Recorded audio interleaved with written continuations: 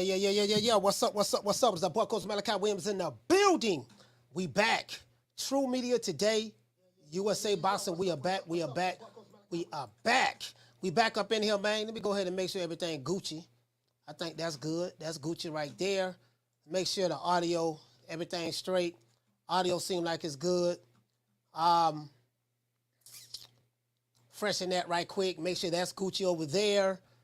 Let me go over here, make sure this is good. I think that's off. So everything seemed like all systems go. Man, it pains me to do this, what I'm going to do today. It pains me. Not even going to sit here and lie to you guys. It pains me what I'm going to do today, but it has to be done. Somebody got to do it. Somebody got to do it. You know what I mean? Somebody got to do it. But it pains me, right? But I gotta call it the way I see it. Shout out to my sister Food Revolution. I gotta do this today though. You know, it pains me, but I have to do it. So it is what it is. Shout out to L Harvey in the building. Shout out to Jamario. Shout out to J Kid. Shout out to Knockdown 305. What's going on, fam? El Nooney, what's going on, my brother? Shout out to School of X-Man, Passion for Beauty, what's going on, sis? Flex BK, what's going on, baby boy? Flex BK. Shout out to Gertz. Let's see. Shout out to Wizard Girl, Green Eyes P, what's going on, sis? Shout out to I Am Cam Edwards, you know, Omaha, Nebraska's finest. I Am Cam in the building. Let's get ready to get into the show. Shout out to Bruce Gas. Bruce Gas, what's going on, fam? Let's get ready to get into the show. Shout out to Dunk Flush. It is what it is. Let's get into the show. This nigga here is all over the place, man. You know, Jermell Charlo, as you guys know, is one of my favorite fighters. I always said this. I said it was Crawford. It was Jermell Charlo. I said it's funny because Crawford and Jermell Charlo don't get along with each other or whatever, however that goes. So it's funny, you know, to have two of your favorite fighters that don't like each other for the most part. Canelo is one of my favorite fighters, of course. I tell you guys about Chocolatito. It's a bunch of fighters. You know, Shakur Stevenson, Devin Haney, the Tank, just a couple of Alexander Usyk, a couple of fighters, right? But this, and I told you guys, I say, man, this is Jermell Charlo. Shout out to my sister Lisa Bells at School of X-Man. And I told you guys, I say, man, dog, man, Jermell Charlo, man, I say, man, this dude, this is a different Jermell Charlo, bro. You know what I mean? This is a different Jermell Charlo. Like I've never seen, you got people talking some, no, man, well, he don't got the bag now coaching. There's no need to talk trash. To Canelo and this and that, Canelo. And I'm like, bro, okay, so Canelo gets treated differently than any other fighter that Jermell Charlo has fought. There was fighters that didn't even talk trash to Jermell Charlo, and he started all kind of stuff with them, attitude, neck popping, popping his gum, rolling his eyes, rolling his neck, all kind of stuff, and then these guys get into a banter with him. He started it with Tony Harrison, and Tony Harrison ended up shutting him down. Now, 37 fights, this guy has always had the attitude which was one of the main reasons why I liked him. I like that Jermell Charlo. I like the one that's popping his neck like a little female, rolling his eyes like a chick. He seemed like he got mental issues. What he going through? This and that. Always mad, always angry. It kind of reminded me of Clubber Lang a little bit. But this bum been taking the easy matches, fighting other bums. Now, Clubber Lang don't be popping his neck and rolling his eyes. He never did that. But I'm saying from an attitude standpoint, that was one of the reasons why I liked him. I'm like, man, that nigga crazy, man. Nigga always mad. What? Hey, nigga say, man, why you over here? Man, why you, every time I turn around, you over here trying to fight me. What? Hey, y'all remember when he did that? He was on the phone. He was on the phone, right? I think he was at his house, and his wife was punching on the punching bag. And he said, I never turned down Canelo. I never turned down Canelo. He was talking about his brother. Y'all got the wrong Charlo. I never turned down Canelo. He say, so what? This when he was beefing with his brother at the time, right? He say, so what? My crib smarter than Charlo. He said, my crib smarter than Jamal. and it costs more. What? he said my crib smarter than mall, and it costs more. What? And he wrote this nigga. I say, this nigga here is crazy. True. I said, yeah, that nigga here crazy. I said, boy, I said, yeah, you know, that's my type of fighter right there. He crazy. He's a loose cannon. You get what I'm saying? But this bomb is taking the easy matches, fighting other bombs. He always selling out, talking trash. This doggone Charlo right here, is like he's kissing ass. Him and his trainer, you know, they get in front of the Mexican monster. I gotta call Canelo the Mexican monster because for some reason, you know, it seemed like he got everybody on the PBC in check over there. Canelo went over there. He thanked Al Heyman, and next time you doggone know, everybody at the PBC, they don't lined up. I'm hearing doggone Canelo done walked in there. He don't line all the putos up. He say putos, all you putos. You know, they don't know how to say, you know, puto. It's puto, right? But, you know, he don't line up all the putos. Say putos. All 300 putos, y'all get in the line. Floyd Mayweather even fell in line. Floyd like, yeah, look here, man, you know, he defended Canelo from ducking and cherry-picking allegations. He said this man ain't, you know, now, Floyd Mayweather was the main proponent of who started the hate group against Canelo. You know, Canelo. Steroids. Y'all remember that? True. Canelo. Steroids. And then guess what? Now Floyd is like, look here, like I said before, you know, Canelo's a hell of a fighter. You know, I think he's got a bad rap. You know, people could accuse him of using steroids. You know, he never used steroids before. It was clenbuterol. And if you know anything about the meat in Mexico, you know, they put clenbuterol in the meat and he got tainted over there. Wait a minute, Floyd, you was the main one that was saying Canelo, steroid. That was you. I said that? Did I say that? Yeah, that's exactly what you said. You know, I must have been spoken. It's like now everybody got the memo over there. True. So when I see one of my favorite fighters shaking like booty meat, I have to address it. Shout out to Rockman. I have to address it. Let's get into this show. Boy, Lord have mercy. It is what it is, man. Let's get into the show. Say it ain't so. They say, Coach, you lying. Jermell Charlo didn't say that. Guess what? I got the receipts. True. And I've been noticing some behavior coming from Jermell Charlo that I have never seen before. I've seen the attitude, the pop in the neck, the popping the gum in his mouth, the rolling his eyes. I've seen all of that before, but now I'm seeing something a little different. It's like, wait a minute, man. I'm starting to see a little bit of Jermell Charlo in you right now. I'm starting to see just a little bit. I ain't saying much, just about 15% of Jermell Charlo, maybe 20 I'm starting to see right now. True. No, man, no, I don't like this, and I gotta call it out. Now, say it ain't so. Jermell Charlo wants Terence Crawford to stay away from him and fight Boots. Now, I want to see Crawford fight Boots. I want to see him fight Boots. Yeah, but I want to see Boots. I say all of the PBC fanboys, all of the Wakanda niggas from the Alphabet Boy community, all of the jive turkeys, the ham bones, the sap suckers, all of them are, and everybody on the PBC and Showtime, all of them are saying the same message. And I told you guys, all these guys are together. Boots Ennius, Boozy Ennius, Jermell, like all of these guys is one big happy family. So, like I said before, when it comes to Mayweather Promotions, Showtime, the PBC, we're like one big happy family. You get what I'm saying? True.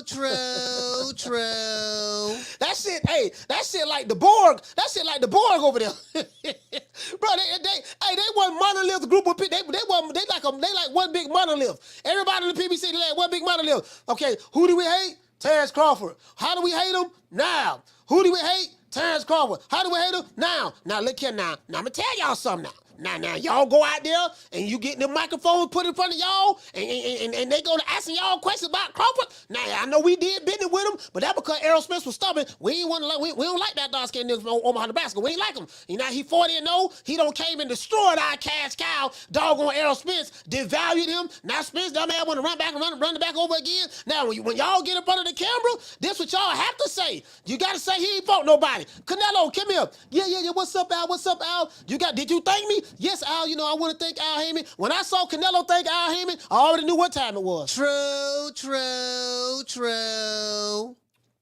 Now, Canelo, they got Canelo on the same bullshit now. He's Al Heyman's boy at the moment. You know, yeah, look at Canelo now. Look at now. Now, when they interview you now, you got to let them know. Yeah, man, you know, Crawford, he a good fighter, but he ain't fought nobody.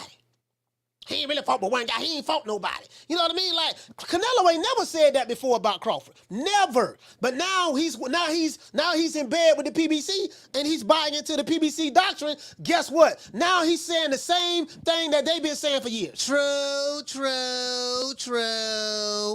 I gotta call it the way I see it.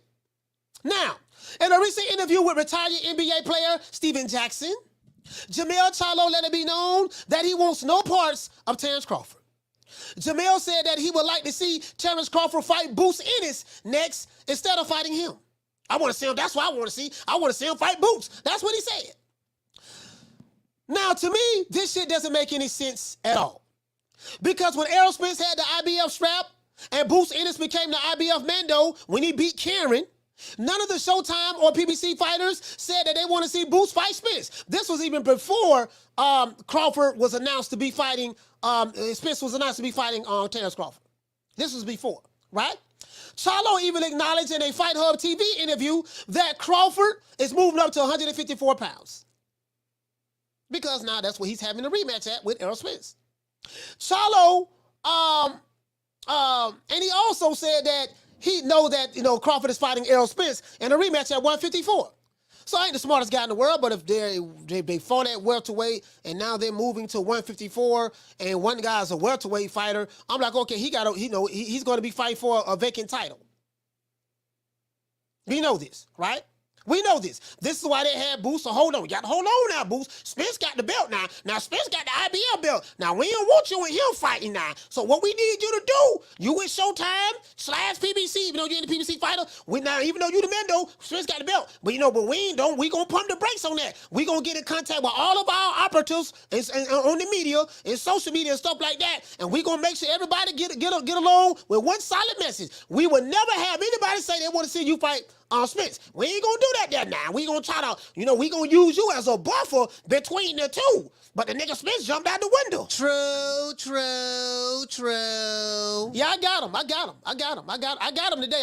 Today gonna be a good show. Y'all please share this show. Share this live show. This gonna be a good one, boy. This gonna be one of my best shows. I'm finna piss some niggas off today, but I have to. I'm not here to be friends. I'm here to call it the way I see it. I'm finna piss some niggas off today, but I have to. True. But here we go. Now, Crawford did let it be known that he plans on rematching Spence. If Spence was the one to activate the rematch clause, and he did, we do know that. Then he's moving up to 168 because he wants to fight the winner of Canelo and Charlo. Now, he didn't say he's moving up to 168, but he said he's willing to move up to 168 to fight the winner of Canelo and Charlo. Whether it's Canelo, whether it's Charlo, it doesn't matter. He said he's willing to move up to do that. Understandably so, that's where the money is at for that one fight, right?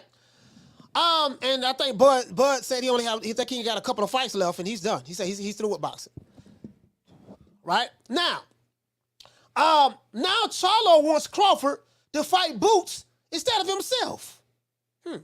Interesting. Ever since the Canelo fight was announced, Jermell Charlo, in my opinion, has been moving real funny. True. Now, in a recently released interview that I saw on my way home, in a recently released interview with Brian Custer, Jermell Charlo is all over the place again when asked questions specifically about Terence Crawford. Between kissing Canelo and Ed Reynoso's ass to flip-flopping on his stance as it relates to Terence Crawford. Jermell seems to be shaking like booty meat at the mere thought of facing the smaller guy from Omaha, Nebraska by the name of Terence Crawford. True, true, true. Errol Spence has spoken openly in the past about how he used to punish Jermell Charlo in sparring. I used to hear all kind of stories about that. Yeah, man, you know, Errol Spence was the truth. They say he put hands and foot on Floyd Mayweather. He beat up Floyd Mayweather. And then, you know, Errol Spence, you know, he be punishing doggone Jermell Charlo in sparring. We've been hearing about this for years. That Jermell Charlo, that's why Jermell Charlo probably be, oh, man, you know, Spence, he always, you notice Jermell Charlo rides so hard for Spence, but you never see Spence ride for Jermell Charlo like that. He just said, yeah, man, you know, Jermell Charlo, man, he a good dude, man. You know, I like Jermell, man. You know, that's my stable mate, but I will fight him. Like Spence, Spence said, yeah, I will fight him. You know, matter about it, I could definitely go up there and fight him. But Jermell Charlo, like, no, man, you know, that's my brother, man. That's my brother. Me and Spence never fight. But when they ask Spence about fighting Jermell, Spence say the total opposite. So it appears that Jermell Charlo has more of a love affair with Errol Spence, more so than Errol Spence does with him. True, true, true. I've been noticing that. Like, the nigga he be running cover for Spence. Like, Spence is a grown man. He can talk for himself. He got to jump out there. It's like somebody got guns and they busting that doggone, they busting that Errol Spence. Jermell Charlo jumps in the way in front of the bullets. No! He dies in front of the gun, in front of the bullets, in front of Errol Spence to make sure he don't get shot with no bulletproof vest on and take all the shots. That's what he does. True, true, true. Spence putting hands and foot on this boy in sparring. Now, so Errol Spence has spoken openly about how he used to punish Jermell Charlo in sparring. And now that Jermell Charlo got a chance to witness Terence Crawford beat down his stablemate, friend, and sparring partner, Errol the Truth Spence, it seems that now he doesn't want revenge for his stablemate. You know what I mean? He doesn't want revenge. He don't want to avenge his stablemate's loss to his open enemy, Terence Crawford. Now, how did Terence Crawford become his enemy? Guess what? There was nothing that Crawford did to him. I got a receipt. I'm finna show you guys. There was nothing he did to him. Crawford moved up to 147, said he wanted to fight Spence, and next said, you know, Jermell Charlo started acting like a damn groupie. True, true, true. No, man, I ain't no damn, man. I don't know. What you mean you want to fight Spence? Listen, dog, this ain't got nothing to do with you. Errol Spence is a grown-ass man.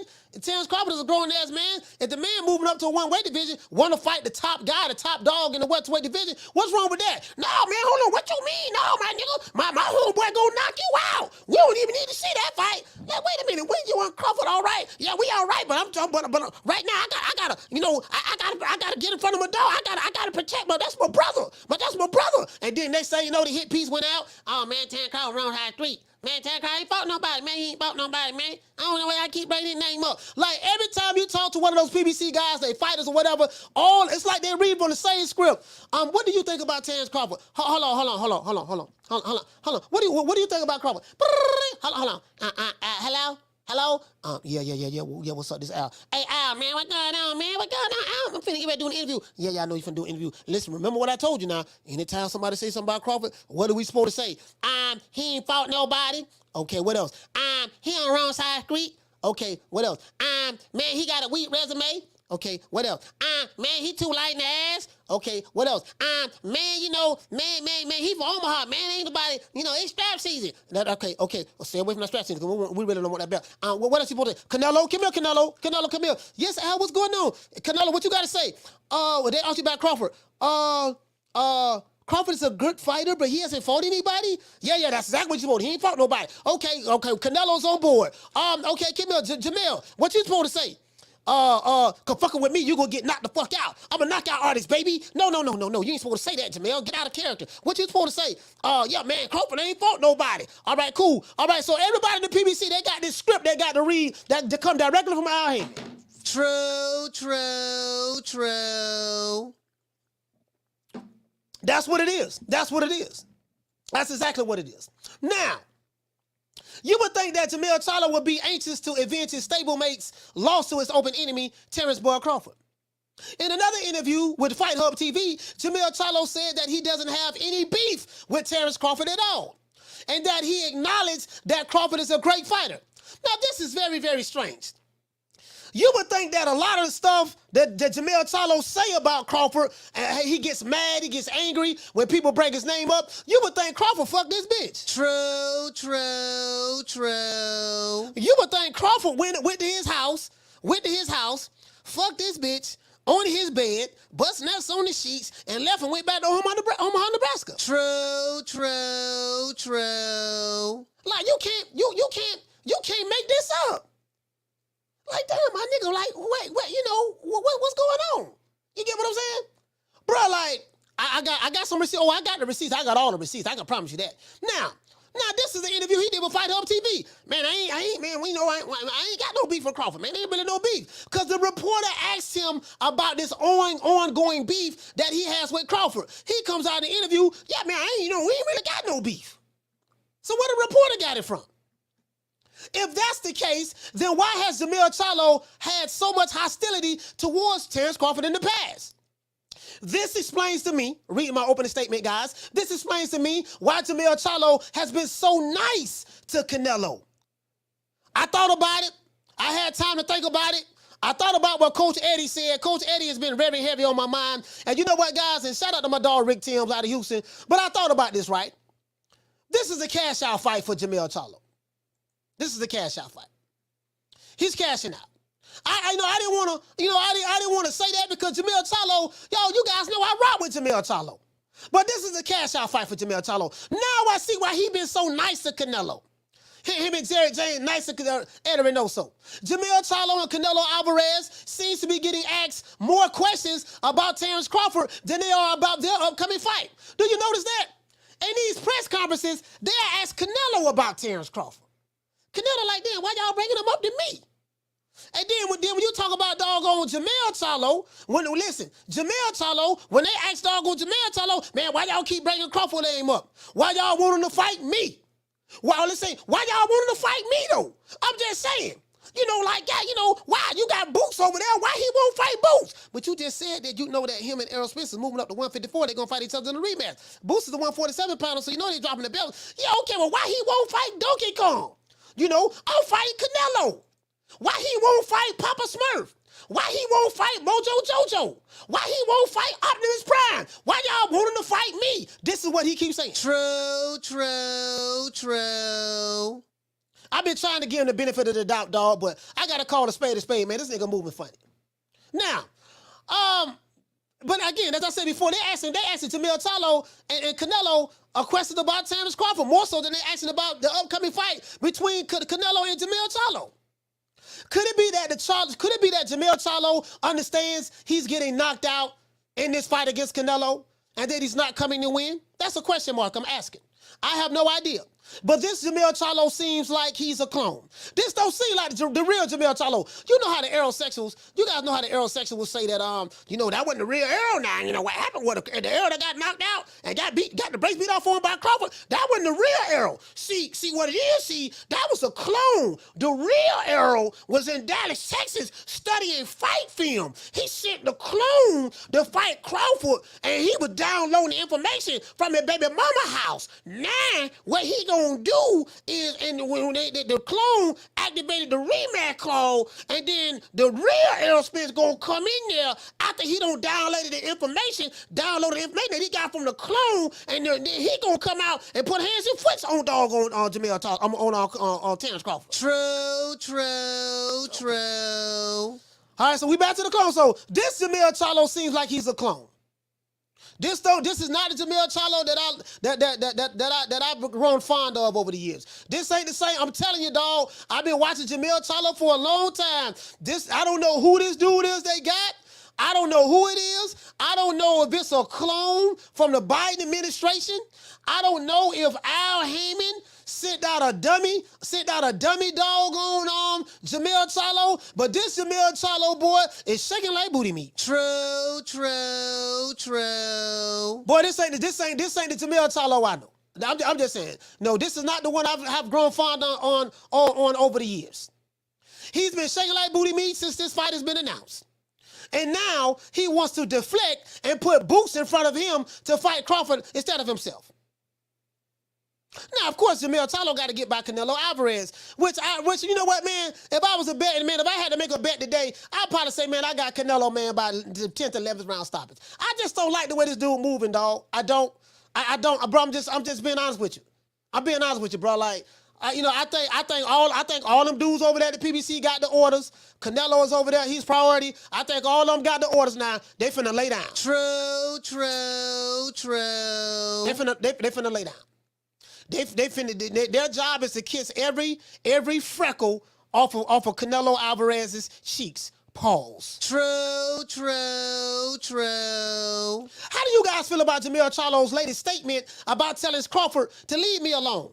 Actually, he said, leave us alone. Who is us? Yeah, man, leave us alone. He need to go fight Boots. I want to see him fight Boots. You know, that's like Marvin Hagler or Salvador Sanchez saying, yeah, man, see what I want to do. See, listen, check this out now. Hold on now. I want to see doggone Zuma Nelson. Tell Zuma Nelson, the fight Rafael Gomez, or tell him to fight. Tell him to fight this dude over here, or you get what I'm saying? Tell him. That's like Salvador Sanchez throwing another fight off on another fighter. That's coming up to his weight division and calling him out. Oh, you calling me out? Oh, you want to smoke with me? Oh, okay, cool. I tell you what, baby boy. As soon as you bring your ass up here, I'm gonna take care of that. True. That's like Julio Cesar Chavez saying that, telling Mildred, no, I don't want to fight you, dog. I don't want to fight you, dog. What we gonna do, dog? And see, you need to go fight Roger Mayweather first. And then after you fight Roger Mayweather, then you got to go fight Frankie Randall. Then after you fight Frankie Randall, you get what I'm saying? Like, then you got to fight Pernell Whitaker. Cause I don't, that's like Julio Cesar Chavez doing that. Now he need to go fight such and such. You get what I'm saying? Like, come on, man. Now, this shit don't make no goddamn sense to me. How do you guys feel about Jermell Charlo's latest statement about telling Terence Crawford to leave me alone? Do you feel that Jermell Charlo has changed his energy now that he has the Canelo fight? Hey, like, share, and subscribe. Leave your comments below. Let's give everybody that's here a round of applause.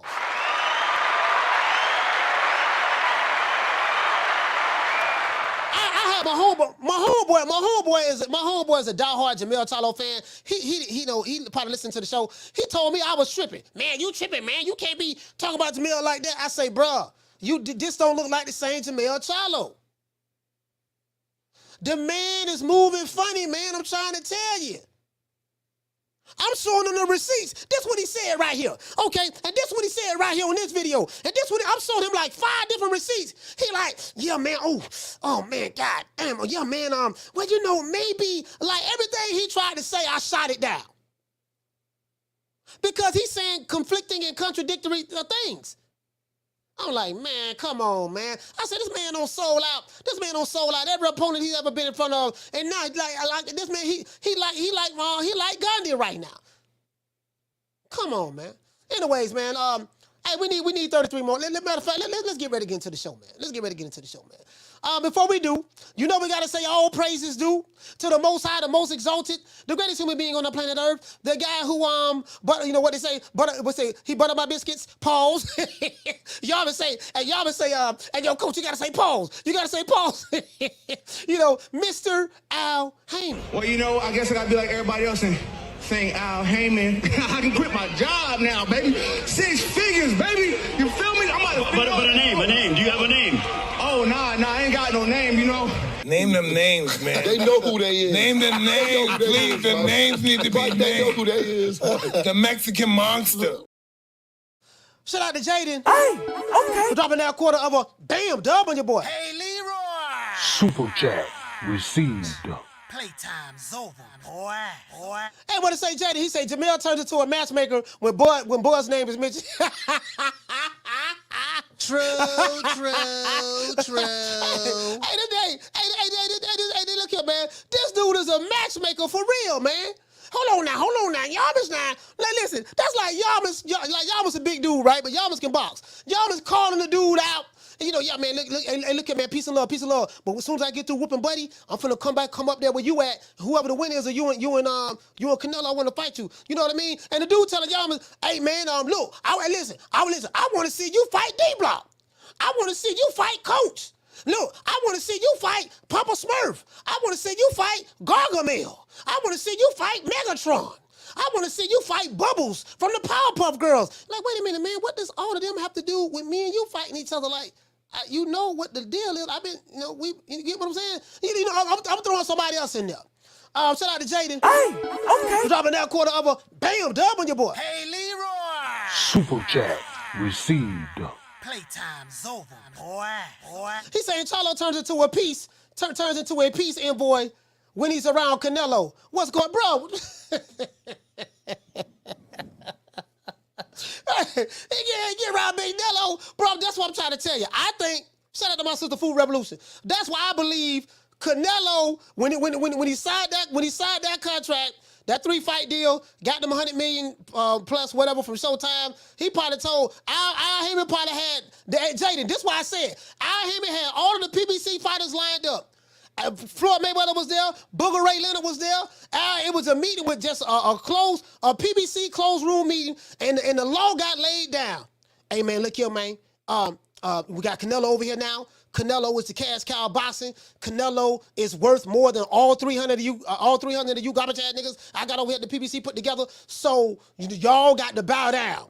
I don't want nobody saying nothing bad about Canelo. Don't be criticizing Canelo. As a matter of fact, Jermell, you know how silly you been acting them last 37 fights? Yeah, what? Yeah, you better not be popping your neck. You better not be rolling your neck. You better not be rolling your eyes. You better not be smacking. Bet not. That's what we said in the South. You better not be smacking. You better not be throwing no temper tantrums. You better not be acting like you angry when Canelo name is mentioned. You better be very passive. You better be you shut up, be quiet, humble yourself. You better be very passive, and you better kiss every last freckle on Canelo's cheeks. True. Mushmouth Derrick James, all that selling out you did to Bomac, you better do the total opposite to Edric No-So. Yeah, man, you know, man, I ain't gonna talk that about man, No-So, man. You ain't worry about that, man, you know. I don't mind you talking shit to the black fighters that we don't like, because we hate Terence Crawford. I don't mind you talking shit to the black fighters, but when you get in front of the Mexican fighter, you better tuck your racial pride, and you better doggone do like you told. True. Yeah, I get it. I see what's going on. I see what's going on, boy. Shout out to Shad. Hey, okay. We're dropping that quarter of a bam dub on your boy. Hey, Leroy. Super chat received. Playtime's over, boy. Yeah, I see what's going on. I see it. Trust me, I see it. I definitely see what's going on. Shout out to Shad. He said, Coach, I was gonna ride on some aerosexuals, but I'm busy. Hey, it is what it is, man. Y'all fight each other. I'm busy. Motherfucker, I'm busy. Bro, I'm just saying, bro. It is what it is. Hey, man, listen, we got over 200 likes, so we're finna drop the phone lines in a minute. But we got almost 600 people in here. We gotta get the likes up. We need 90 more likes. If you sitting here watching this show, hate watching, don't want to hit the like button, Riley, get him. Look, fuck you. Fuck the plane you flew in on. Fuck them shoes. Fuck the socks with the bell on it. Fuck them cheap-ass cigars. Fuck your yuck mouth teeth. Fuck your hairpiece. Fuck your chocolate. Fuck Guy Ritchie. Fuck Prince William. Fuck the Queen. This is America. My president is black and my Lambo is blue, nigga. Now get the fuck out of my hotel room. And if I see you in the street, I'm slapping the shit out of you. I just gotta, you get what I'm saying? I gotta call it the way I see it, dog. Somebody gotta say it, dog.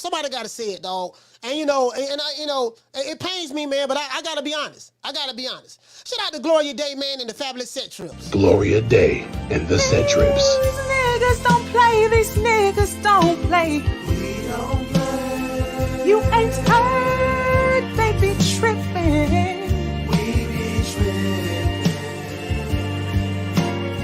So they swerving on. We swerve on. No faking and no switching.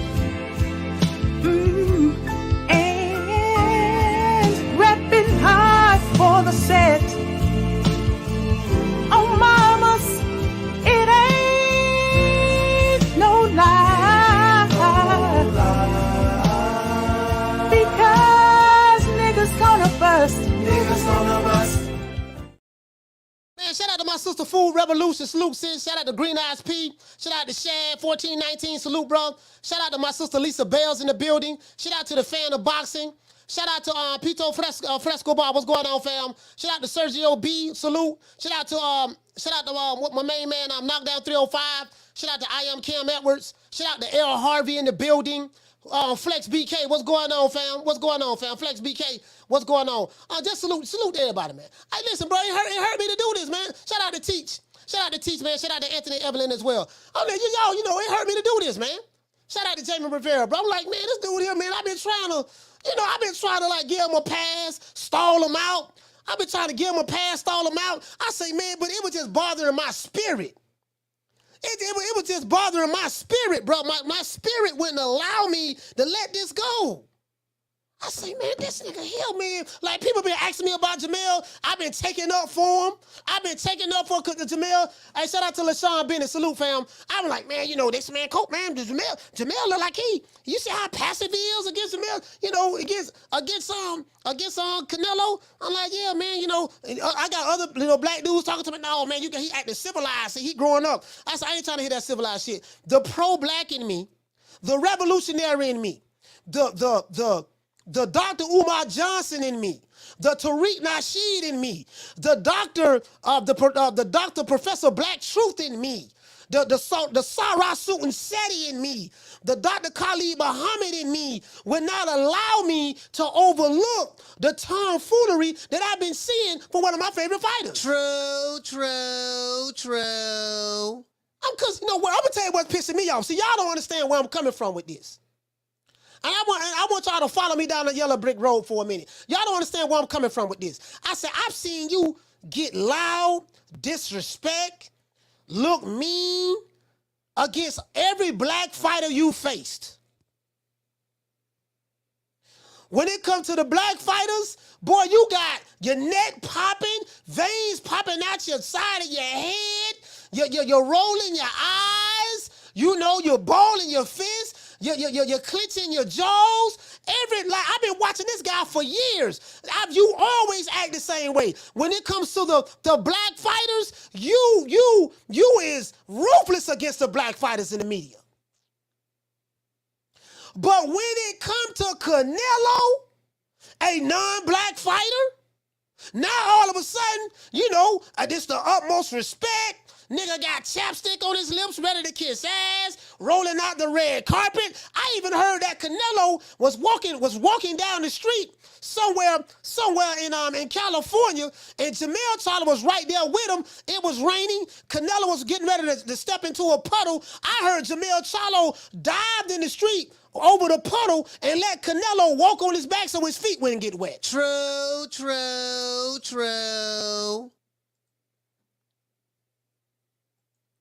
You can't make this shit up. You can't make it up. Shout out to NHA too. Hey, okay. We're dropping that quarter of a bam dub on your boy. Hey, Leroy. Super chat received. Playtime's over, boy. He said, Bud don't challenge and call Mel all types of derogatory female names, and Mel keeps saying Bud needs to fight everybody else but himself. Man, come on, man.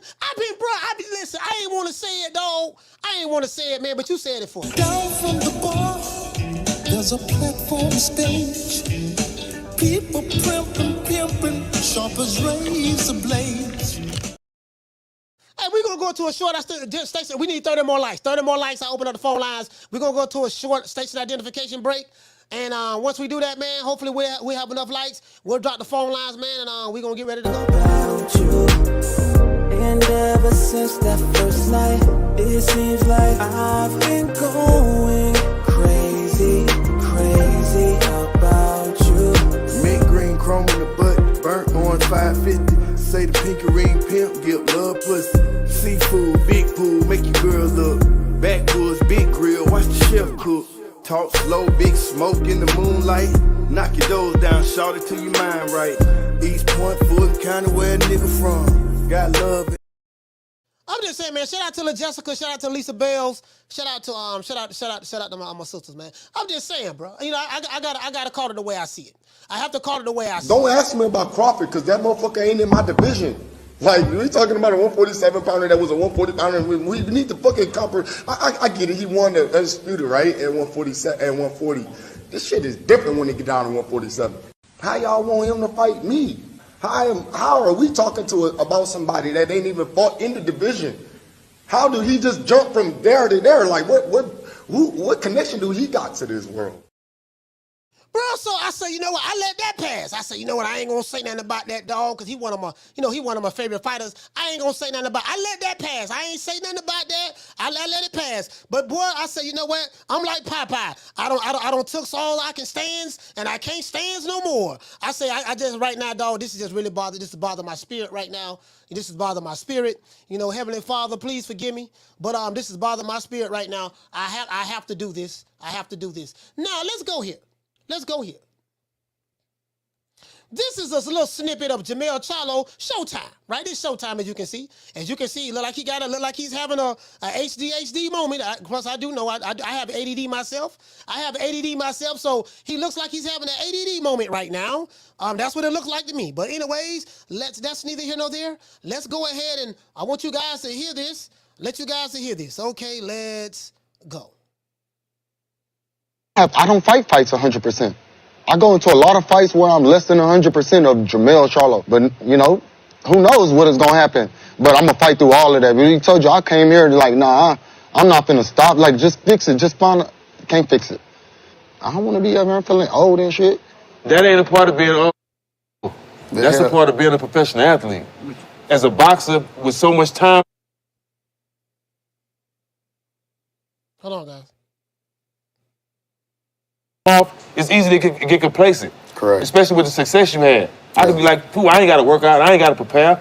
I can wait for camp to come and get in shape for camp. Yeah. But that's why you undisputed, because all year round, you taking care of your body. That's the respect I got for Boots. I'm putting Boots in there with Terence Crawford. I want to see that. I see Boots and Terence Crawford go at it. That'd be nice. Leave us alone. Right. That's what I want to see, too. Every sport got the out with the O, in with the new, so... Yeah, that's every sport. Every sport, yeah. And that's what this nigga say, this nigga... Terence Crawford. Yeah, here you go. Let's see the one more But time. that's why you undisputed, because all year round, you taking care of your body. That's the respect I got for Boots. I'm putting Boots in there with Terence Crawford. I want to see that. I see Boots and Terence Crawford go at it. That'd be nice. Leave us alone. Right. No, hold on. I want y'all to see how this... Now, hold on. Hold on, this I want y'all to care of your body. I want y'all to see this nigga body language, though. Body language, you guys do know I am a professional body language reader. I hope you guys do know that.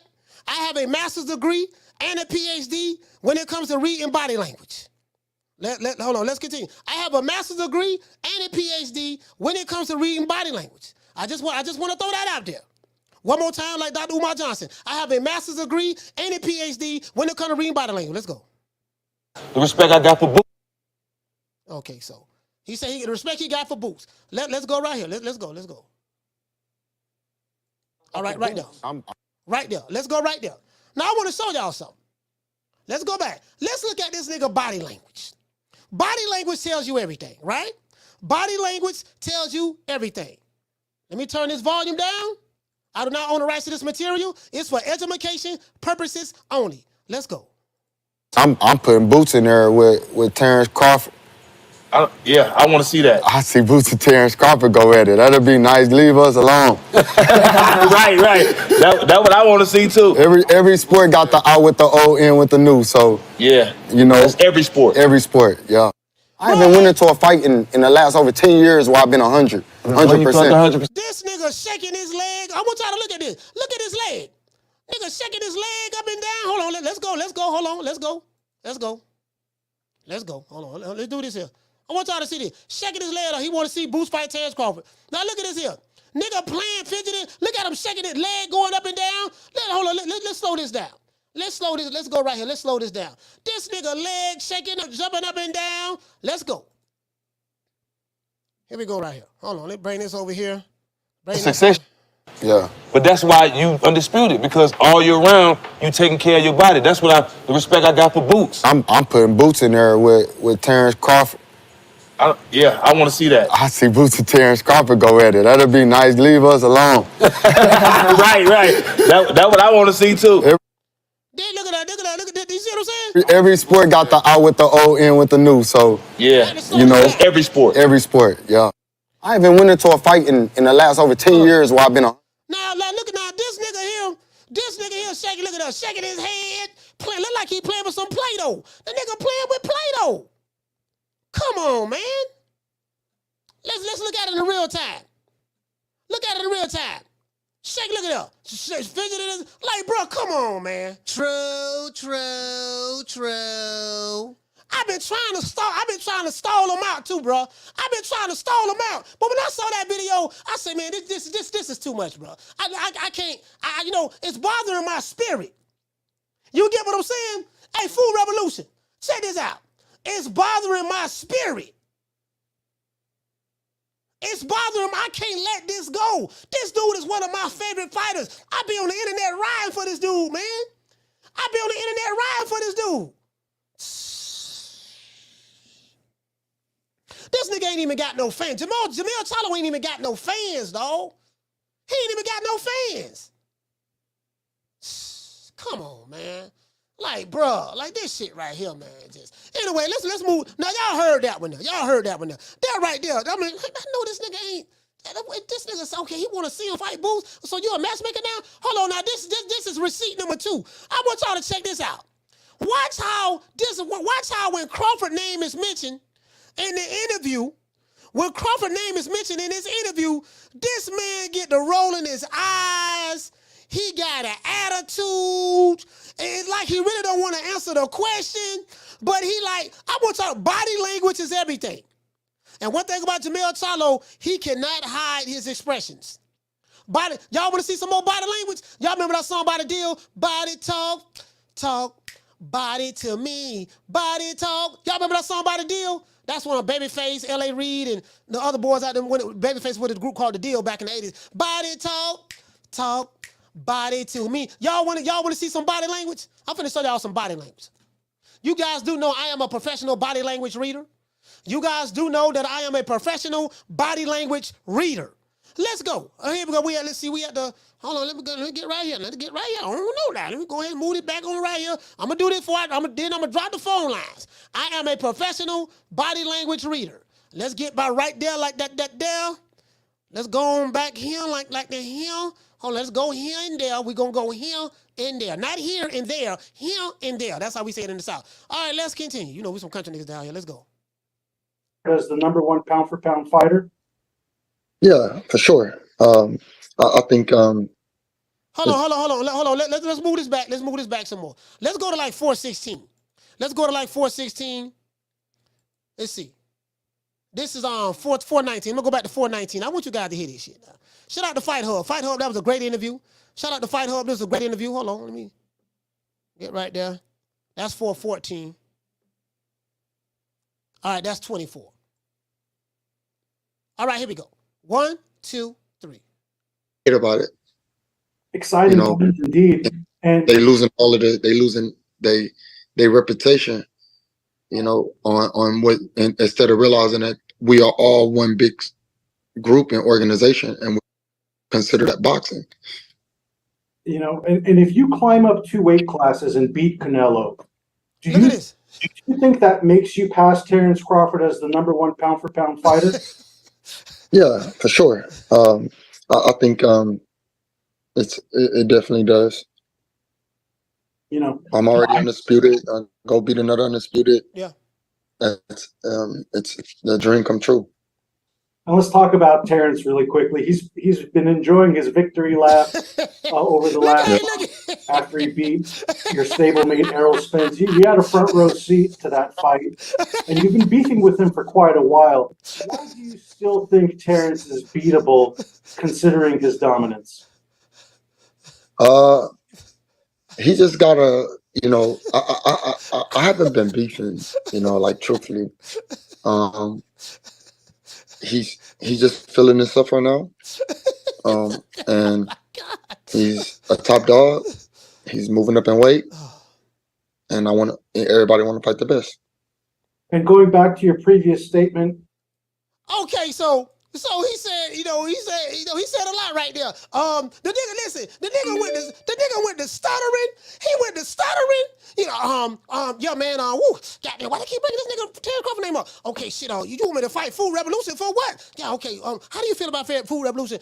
She's pound for pound #1. She's moving up in the weight division. She put hands and foots on the same dude that be beating your ass in sparring. What do you say about that? Woo, goddamn, I don't know why the nigga asked me that question. Yeah, man, Food, yeah, she tight. She good. I mean, she a dog. She can fight. She be doing her thing. Goddamn, this whole ass nigga asked me that question right there. Yeah, man, I like, bro, the man went to stuttering. The man went to stuttering, man. True.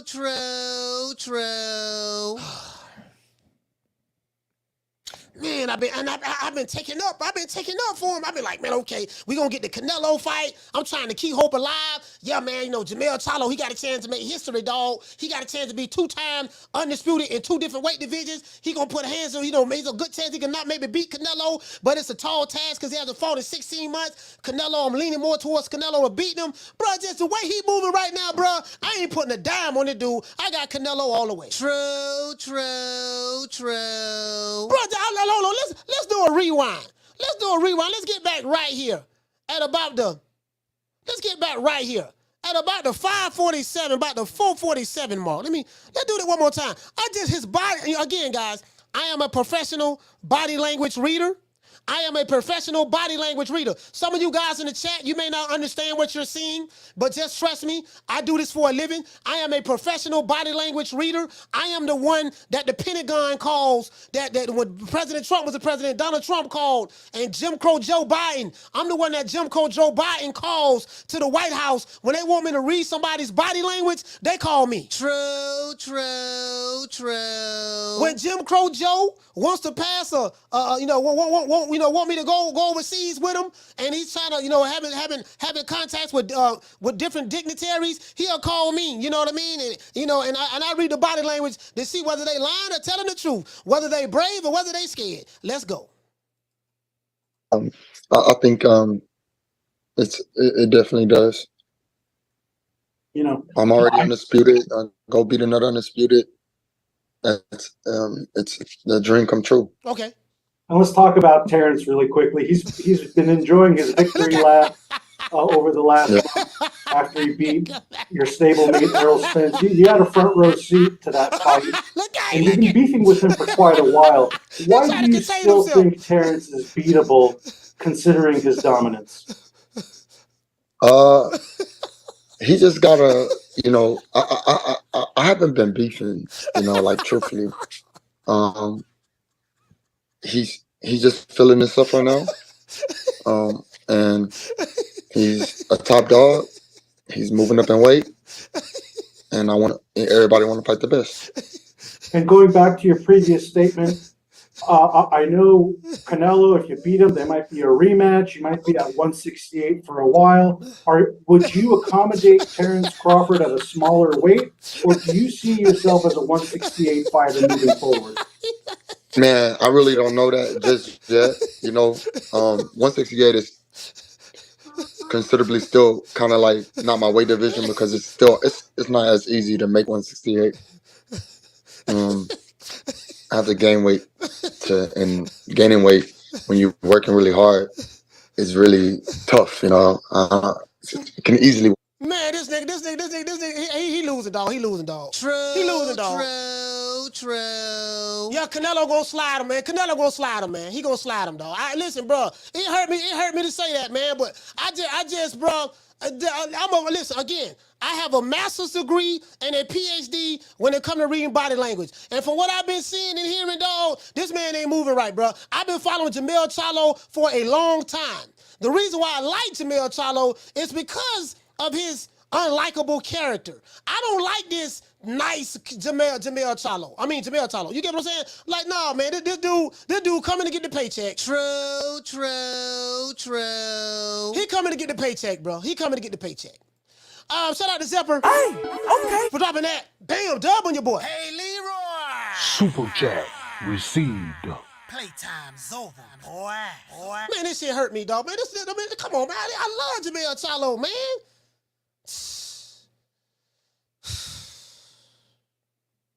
Anyways, shout out to Zebra. He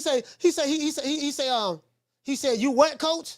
He said the way Charlo acting with Canelo is how blacks in general do each other. We go hard with each other, but fall back on other races. I mean, it is what it is. That mean that's what, did you hear what I said though? My whole thing was, it's like his, it's like his whole character and demeanor changed. Do you get what I'm saying? That's pretty much what I'm talking about. I'm like, hold on, man. Well, why? Well, like, bro, like all the fighters you don't fought, I ain't never seen you act like this. Like, you haven't even fought Crawford, and you say all kind of disparaging things about Crawford, but now you finna get ready to fight Canelo, and especially with the history and the backstory that Canelo has with your brother and this and that, and yada, yada, yada. Y'all been saying Canelo been ducking y'all for years and this and that, and now all of a sudden, y'all done rolled out the red carpet and you kissing the freckles on his cheeks? True. Pause. Anyways, shout out to Shad. Hey, okay. For dropping that quarter of a bam dub on your boy. Hey, Leroy. Super chat received. Playtime's over, boy. What'd you say, fam? You say Jermell. Who you think it is? Frank Warren? Eddie Hearn? Oh, you must be Don King.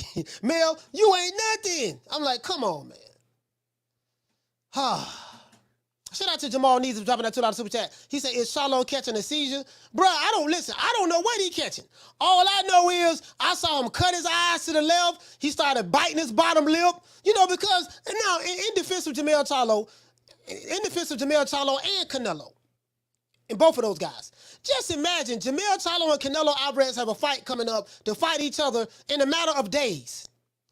And all the reporters is asking Canelo and asking Jermell Charlo about Terence Crawford, someone who's not even in that weight division. True. Imagine that. You got a fight, you got the biggest fight of your life coming up with Canelo. And Canelo is a cash cow and all this stuff, that yada, yada, yada, yada, yada. But reporters are asking Canelo questions about Terence Crawford. And then Canelo followed the script. Yeah, man, he ain't fought nobody. He ain't fight but one good dude. He didn't fought one dude. He ain't really fought nobody. He's a great fighter, but he ain't fought nobody. So he don't took the PBC script. He don't have Canelo in line now with the rest of them. And then Jermell Charlo, you got a fight coming up with Canelo. And this guy right here asks you, this is a 9-minute and 57-second video. And guess what? They don't ask him more questions about Terence Crawford than they ask him about Canelo. True. Imagine that. Hold on, I'm not finished. Oh, y'all think I'm finished? No, I got some more receipts right here. I got one more. I got one more for you. Right here. Let's see what is that.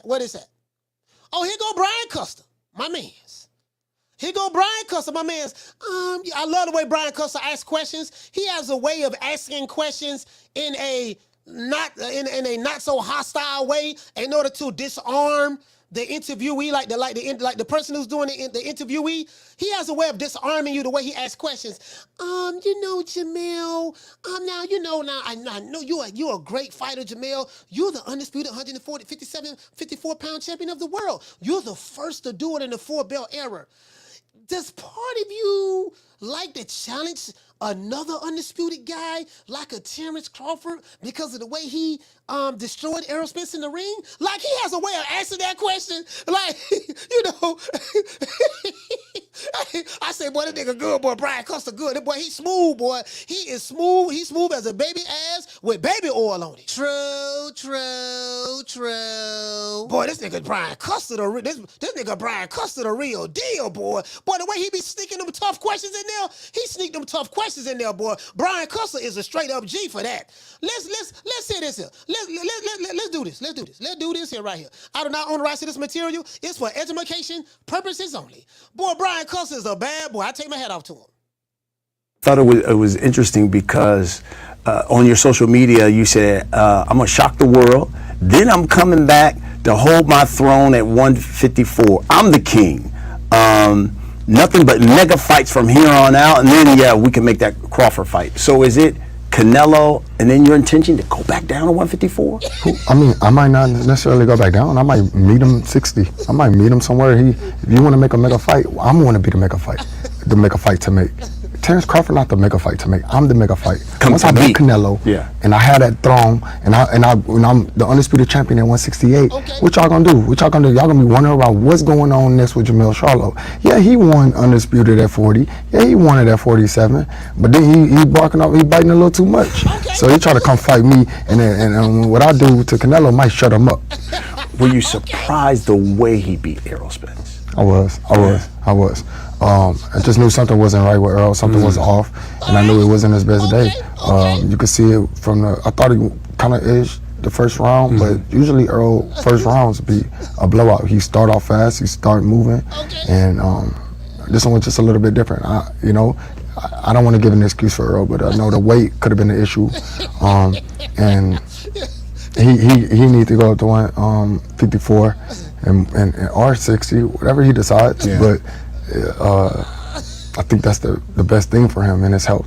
What do you think about Crawford, who put out on social media, "I've caught the big fish, now hunting that little cub, Jermell Charlo"? I'm undisputed. I can't be a little cub. I'm the big lion. I'm the big king. You want to come see what it's about? Hey, you ever seen a lion kind of go back and forth in battle with another lion? They get war wounds, scratches, and scrapes, and they just... Hey, you see the way Brian Custer be asking them tough questions? Boy, Brian, hey, listen. Boy, Brian Custer. Boy, you see the way Brian Custer asking them questions? He like, bro, don't get it twisted. Those were some trick bag questions, some tough questions, but it's the way Brian Custer asked the question. It's not the question, it's the way you ask the question. Like somebody like me, hey man, check this out. Man, Crawford been talking a whole lot of shit about you, dog. He say, dude, as soon as he beat your boy, he put hands and foots on Errol Spence. Now he say he coming up there to slap the taste out your mouth. What say you about that deal? What you gonna do about that? Now, Brian Custer don't come the way I come. He say, hey, hey man, Jermell, I mean, you have an impressive resume. You're 35, 1-1. You're the first guy to become undisputed in the 4-belt era at 154 pounds. The last guy that did it before you was Winky Wright. That was in the 3-belt era. Terence Crawford, this man got a fight coming up with Canelo Alvarez. They asking this guy Terence Crawford questions.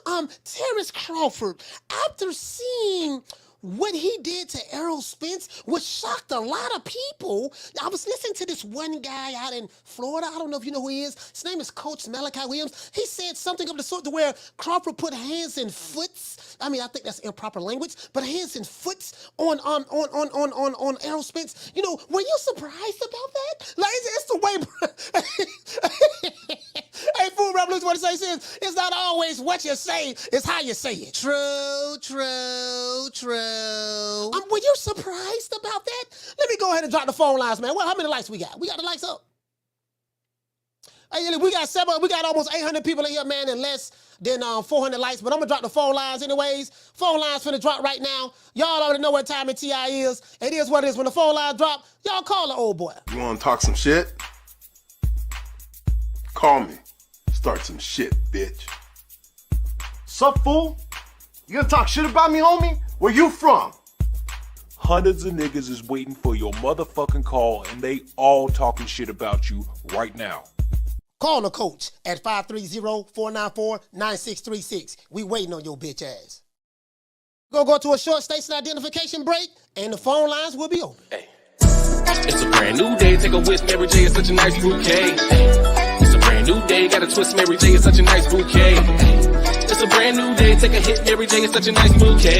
Hey, it's a brand new day, it's a brand new day, it's a brand new day. Hey, it's a brand new day, take a whiff, Mary J is such a nice bouquet. It's a brand new day, got a twist, Mary J is such a nice bouquet. It's a brand new day, take a hit, Mary J is such a nice bouquet. Hey, it's a brand new day, it's a brand new day. Come along, get lost for a flash. I be in the smoke, getting lost, burning gas. I be on the go, straight up, always on the rip. Caller, what's your name? Where you calling from? Coach, what's going on? It's T Skills, Jersey. T Skills, Jersey. Talk to me, fam. Yeah, man, that was real disappointing. I kind of agree with you as far as Charlo not having it what it takes for the next level, for the top level. I feel like with that statement that he's the type of fighter that gets starstruck. He's starstruck by Crawford. He's gonna be starstruck by Canelo.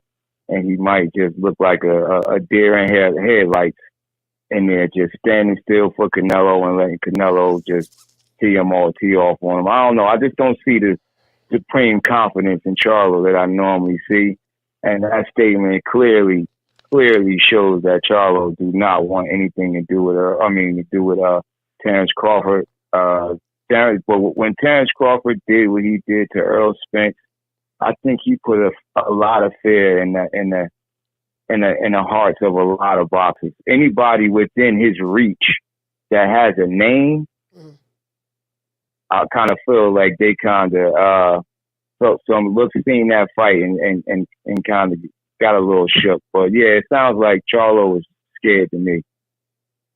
Yeah, I mean, I don't want to say he's scared, because it's hard to say these fighters are scared and all that stuff there. But I'm like, bro, it's just the way he moving, man. I've been watching this guy a long time. He's been one of my favorite fighters. I know, like a lot of people I know, they don't like this dude. Like I got some friends, they do not like Jermell Charlo. It is what it is. I like him, I do like him, but I've been watching him a long time. Yeah, I like him as well. If this the way he normally act, I wouldn't have an issue with it. But I'm like, man, this dude right here, man. Coach Eddie called the show. I said, the man might be on to something, man. He might be on to something, man. He kind of low.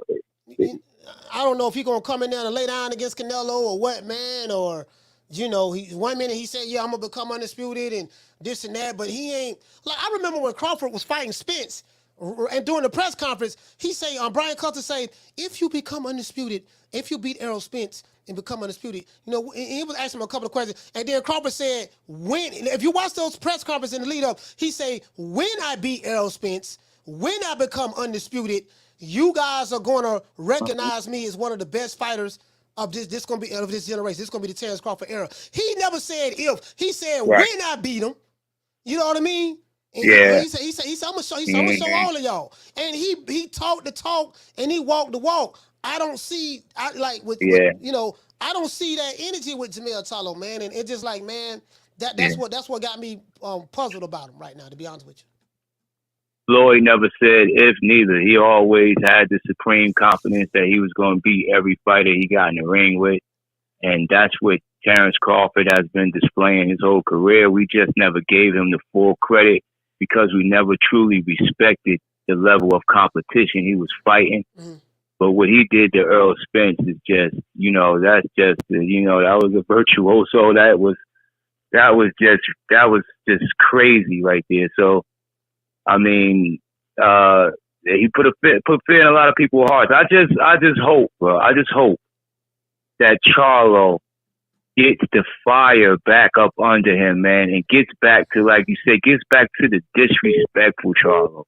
The Charlo who never really cared about nobody. The Charlo who wanted to fight any and everybody and had that fire in his eyes. He needs to get that back. But it's a thing with Canelo.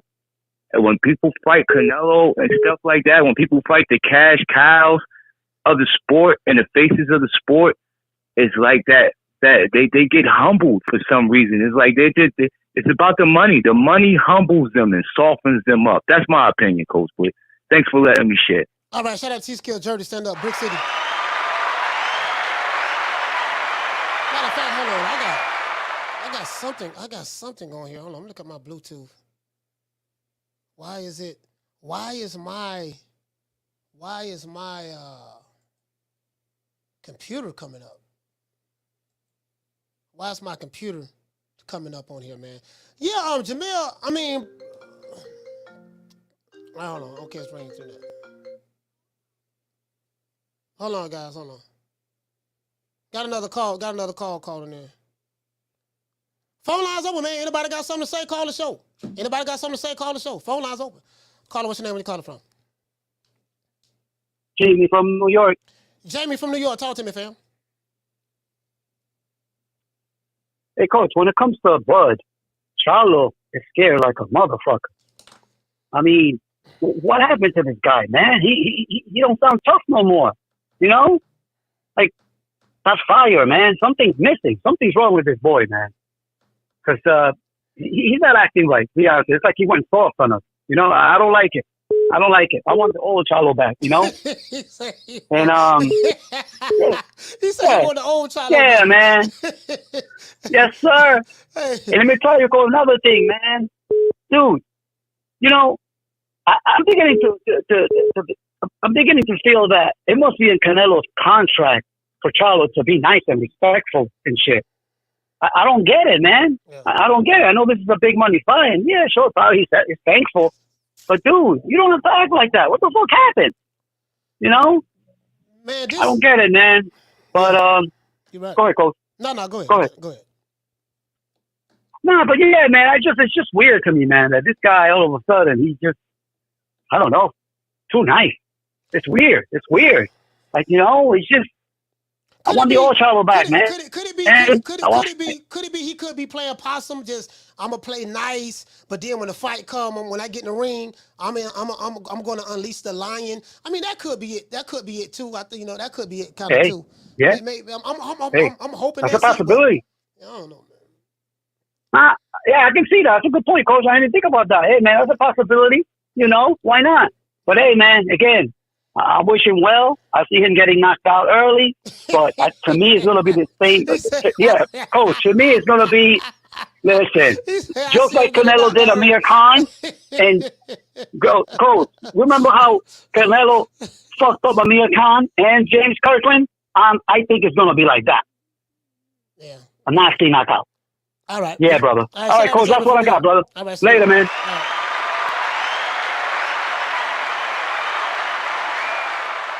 Shout out to Jamal Neasy. He said, is Charlo catching a seizure? Oh, I read that one already. Shout out to Alan Maddox dropping that $2 super chat. He said Nello versus Mel is a rubber match, a rubber duck match. You know, bro, that shit right. Just the way he moving, bro. Like, I got dudes, you know, I got my partner. He like, man, I got a partner here, casual. He like, I want to see Canelo fight I want to see Canelo fight David Benavidez, and he fight Jermell Charlo. Like how that fight got made, you know? And I said, well, and then he said he want to see him fight Maul, but Jermell Charlo, of course, is, you know, he's busy. Carla, hold on. What did he say? Alan Meadows, he say two ducks doing the waddle, avoiding Bud at all costs. Carla, what's your name? Where you calling from? My name is Ron. I'm calling from Las Vegas. What's going on, Coach? Ron from Las Vegas. Talk to me, fam. Hey, look, man. I ain't never been no Charlo fan, first of all. You know what I'm saying? I think that, you know, I don't think that he's really that great of a fighter, to tell you the truth, you know?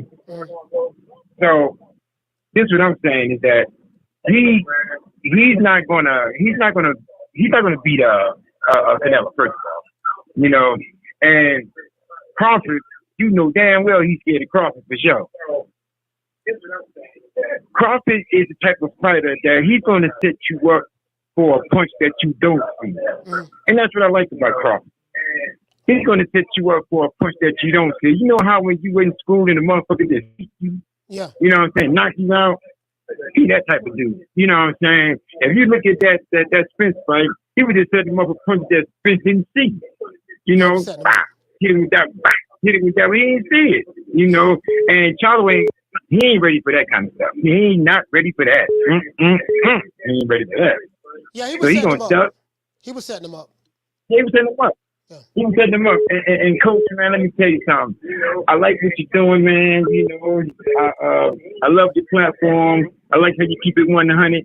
You know, and keep doing what you're doing, man. You know, and keep that young funky, man. Keep it 100, baby. All right, man. Salute, fam. Thank you so much, man. Ron from Las Vegas, man. Vegas, stand up.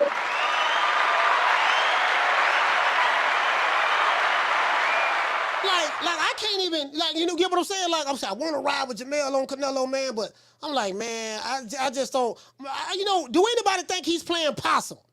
He ain't playing possum when it comes to Crawford. I think he's on established that. He don't want no parts of Terence Crawford. And then, of course, I got Crawford beating Spence in the rematch. Of course, I have that.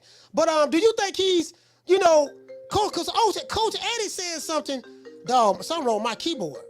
Something wrong with my keyboard. My keyboard ain't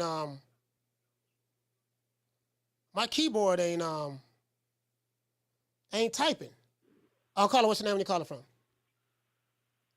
What up, Coach John from Brooklyn, man? Man, y'all must talk to me, fam.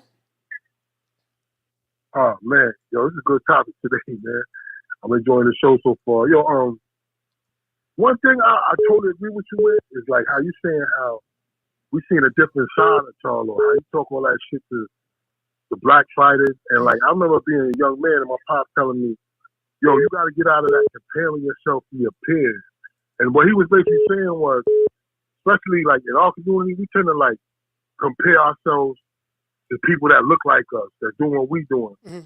But that shit ain't the move, man, because it's like, why would you knock your own kind and your own peoples and your own peers and not do the same to somebody else? That don't make sense to me, man. Mm-hmm. I totally agree with what you're saying. That, and for me, like, one thing about Charlo, I never liked this dude because he used to come through the Barclays for years, man. This nigga walk around like he bulletproof or something, man. I know you can fight, don't get me wrong, but like he goes a little overboard with that shit, man. Yeah, like he walk around like face fighting dude. Yo, being a celebrity in New York ain't no big thing like that. Right? Like celebrities all over the place. Right. I don't know if you're trying to be noticed or you trying to be tough or you coming from out of town, you trying to show your ass. But he came off totally wrong to me, man. Yeah, they say. Every time I've seen heard. him, man. I've heard. I don't like. I never met Carl Charlo. I never seen him, but I heard he. They say he act like he got a little man complex. You know how like a little guy. Yeah. Some of the little guys who may have a complex because of their size.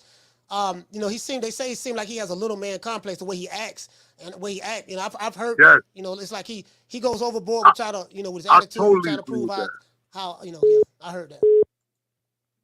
Yo, I'm in the bathroom one time in Barclays, big fight. I forget what fight it was.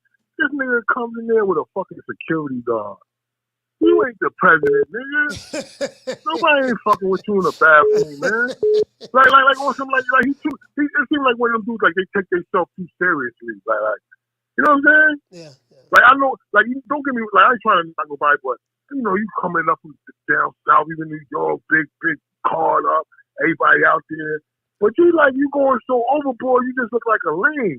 And you remember that bitch Scott, that motherfucker took all his shit too. I don't know if you remember that. Yeah, in Brooklyn, I heard He went about to a club or some shit. Yeah, I heard, yeah. Yeah, he met some chick. He took all his shit. Yeah. Because you look like a victim, man. Yeah. You look totally out of place, acting like a goddamn fool out here, man. I ain't like this nigga since the Harrison fight. Cause no disrespecting nobody, but he come off like he got like a feminine vibe about him. Yeah. You know what I'm saying? Yeah. Like you said, like reading body language. Out here, you gotta read body language. Yeah. Cause like it's real, man. Like you if you doing in the street, you making moves around, you gotta read my body language, man. You gotta know how to disguise your shit. You cannot show nobody you scared out here. Yeah. Cause you will be fooled out here, man. Yeah. But anyway, man, I'm enjoying the show, man. Yo, and one more thing I want to say. I obviously think he know why he's there, like we always say. Right. And he knows, like, he's going to get a nice payday. And he knows, basically, when you talking that bud shit, it's like taking him a step down in his eyes. But that's my comment, man. Yo, Coach, peace and love, baby. I appreciate you. All right, man. Salute, man. Shout out to Yamas from Brooklyn. Brooklyn, stand up, man. I do get it. Shout out to Alan Meadows dropping that $2 super chat. He said, Mel taking pages out of Duck Nello's Masterclass Duck book. I do get it because it is kind of disrespectful. You have a fight coming up with Canelo, and every time you do an interview, they ask you about Terence Crawford. They don't even really ask him questions about Canelo. They like it's kind of like a foregone conclusion. Yeah, Canelo gonna beat your ass, dog. But yeah, man. But back to Crawford though. Are you willing to go back down and how Brian Custer ask those questions? Man, Brian Custer, he a straight up G when it comes to asking questions, brother, because he has a way of disarming you. He's very harmless in his approach. Carlo, what's your name when you calling from? Johnny. Where you calling from? Texas. Johnny from Texas, talk to me. Johnny, like a stolen car.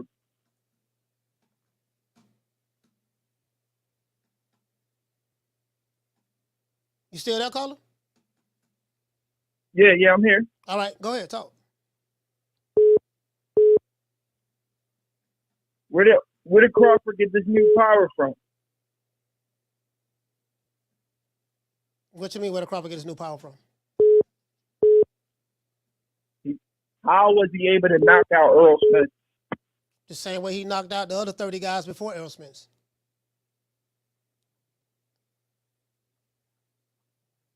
Knocked out every welterweight he's fought in the welterweight division. I believe that Derrick James had something to do with this fight. The outcome of the fight. Okay, you have a right to believe whatever you want to believe, sir. It's your opinion. You don't think he gave something to Errol Spence? No, sir. I don't think he gave anything to him at all. But if you think that, you have a right to think that. That's your opinion.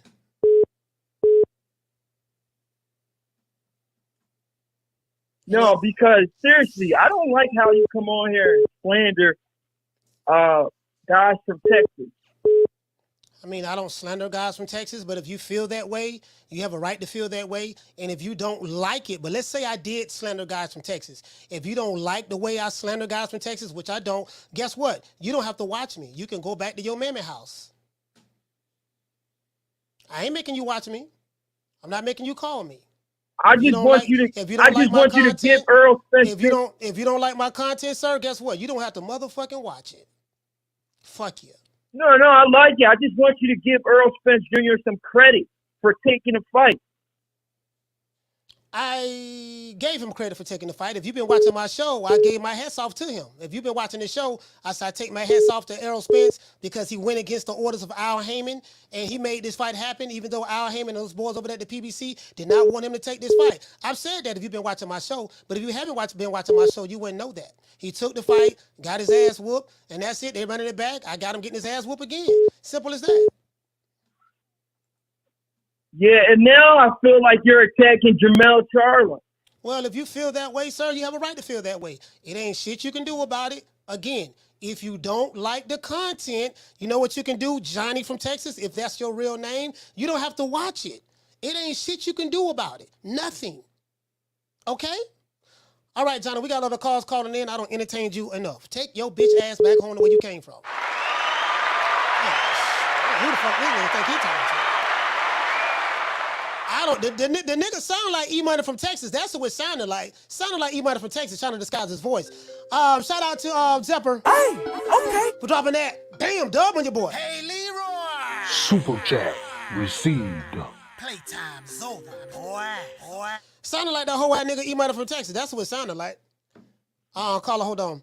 He said Mel not playing possum. B Hop was playing possum before the fight with Oscar, but after the contract was signed, B Hop was all on his effing mood. He say contract signed, and Mel still acting funny. Yeah. And Mel still acting funny. The contract signed. So that's why when people tell me, "Oh man, he getting paid," listen, he's going to get paid anyways, irregardless of how he acts. Whether he's acting nice or acting the way he normally acts, he's still going to get paid. Once you sign the contract, it ain't like, look now, if you don't be nice to Canelo now, you ain't going to get paid. No, it doesn't work that way. You get what I'm saying? So that's bullshit. Caller, what's your name when you calling from? Hey, it's Stranginess from the UK. What's your name is again, fam? Stranginess. Oh, my real name. Stranginess from the UK. Talk to me. Yeah. Go ahead, talk to me. UK caller. Going once, going twice. Are you still there, sir? Can you hear me? I can hear you now. Okay. Yeah, I was just saying that I think basically Crawford would beat Charlo no matter what weight class they fight at, to be fair, because his power carries up. I think he's the better boxer. If I'm not correct, I think Jermell Charlo got outboxed by Tony Harrison. I know he won the rematch, but I just think Crawford could outsmart him. You know what I mean? And I'm not biased to either guy. I actually want to see that fight, to be fair. Yeah, I mean, I definitely want to see the fight too, man, because Jermell Charlo and Terence Crawford, two of my favorite fighters. But I definitely want to see that fight as well. I would love to see it. Basically this so-called beef that Jermell Charlo has had with Crawford since he moved to the 147-pound division, only to find out that what Crawford said was true. He said, look, man, me and the dude was cool. The problem started when I moved up to 147, and I called that his stablemate Spence. So he felt the need to jump in front of the firing squad and take the bullets for no reason at all. He could have just did like any other fighter But that didn't stop me from liking him. I still like him, but it is what it is. I would just love to see that fight just to see if Crawford can beat him, and just to see if Jermell Charlo would beat Crawford. I would love to see that fight myself, to be honest with you. Yeah, for sure. I think Jermell Charlo, if he was to beat Crawford, he'd probably have to take a lot of damage. He'd have to sort of walk him down. He'd have to hit him in the arms and the body and try and open him up for a shot. But yeah, man, I want to see it. Yeah, Jermell Charlo got to get by Canelo first, so and that's gonna be a tall task. But Strangeness from the UK, we got other calls calling in, fam. Thank you so much for calling the show, sir. Salute. No problems.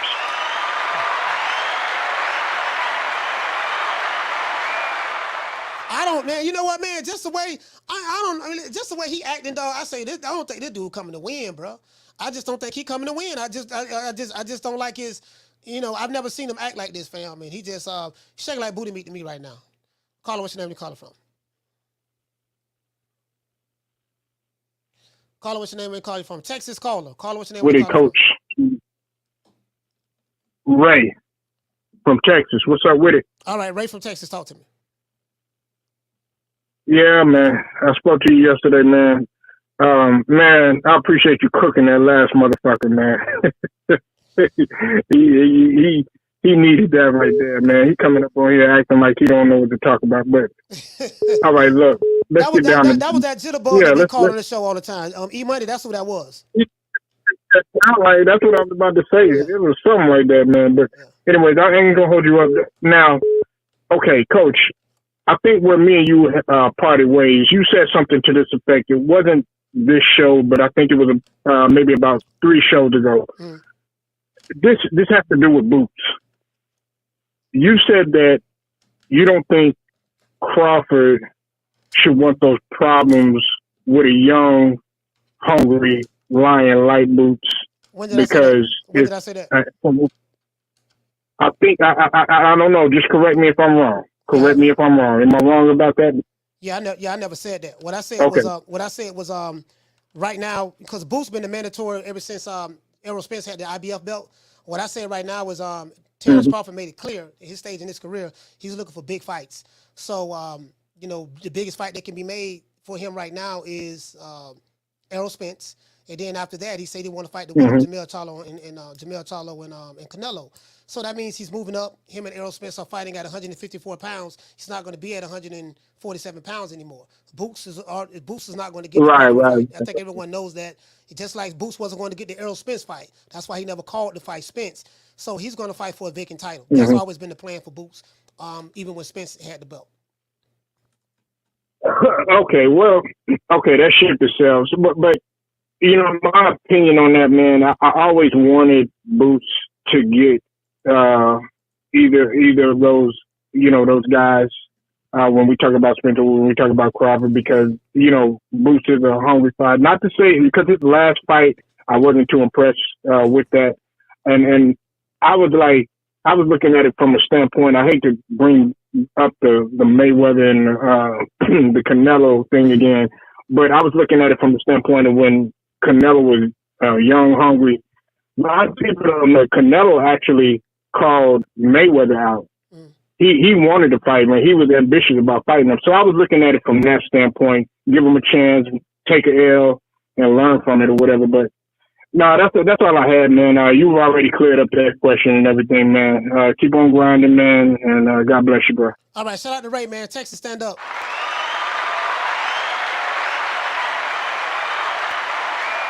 Shout out to Alec Maddox. Hey, okay. For dropping that quarter of a bam dub on your boy. Hey, Leroy. Super chat received.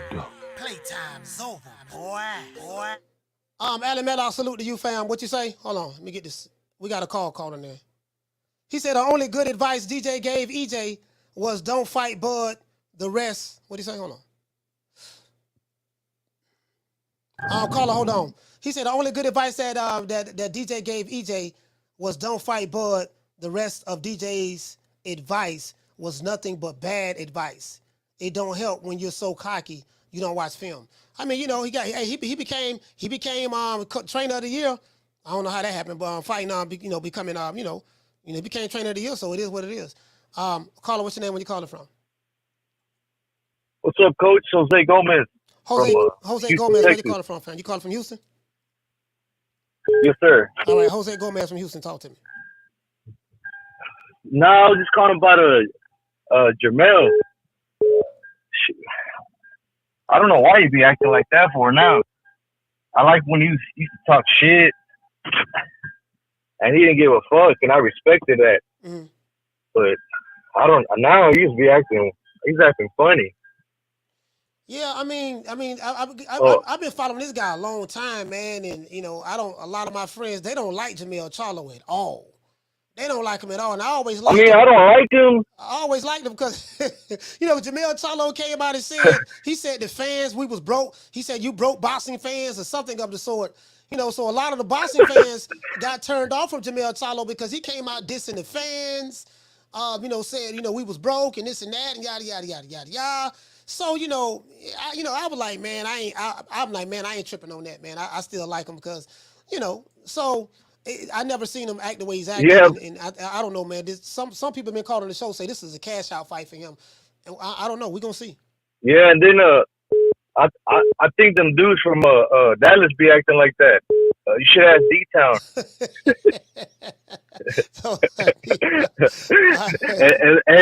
and those are facts. Facts. But those are facts.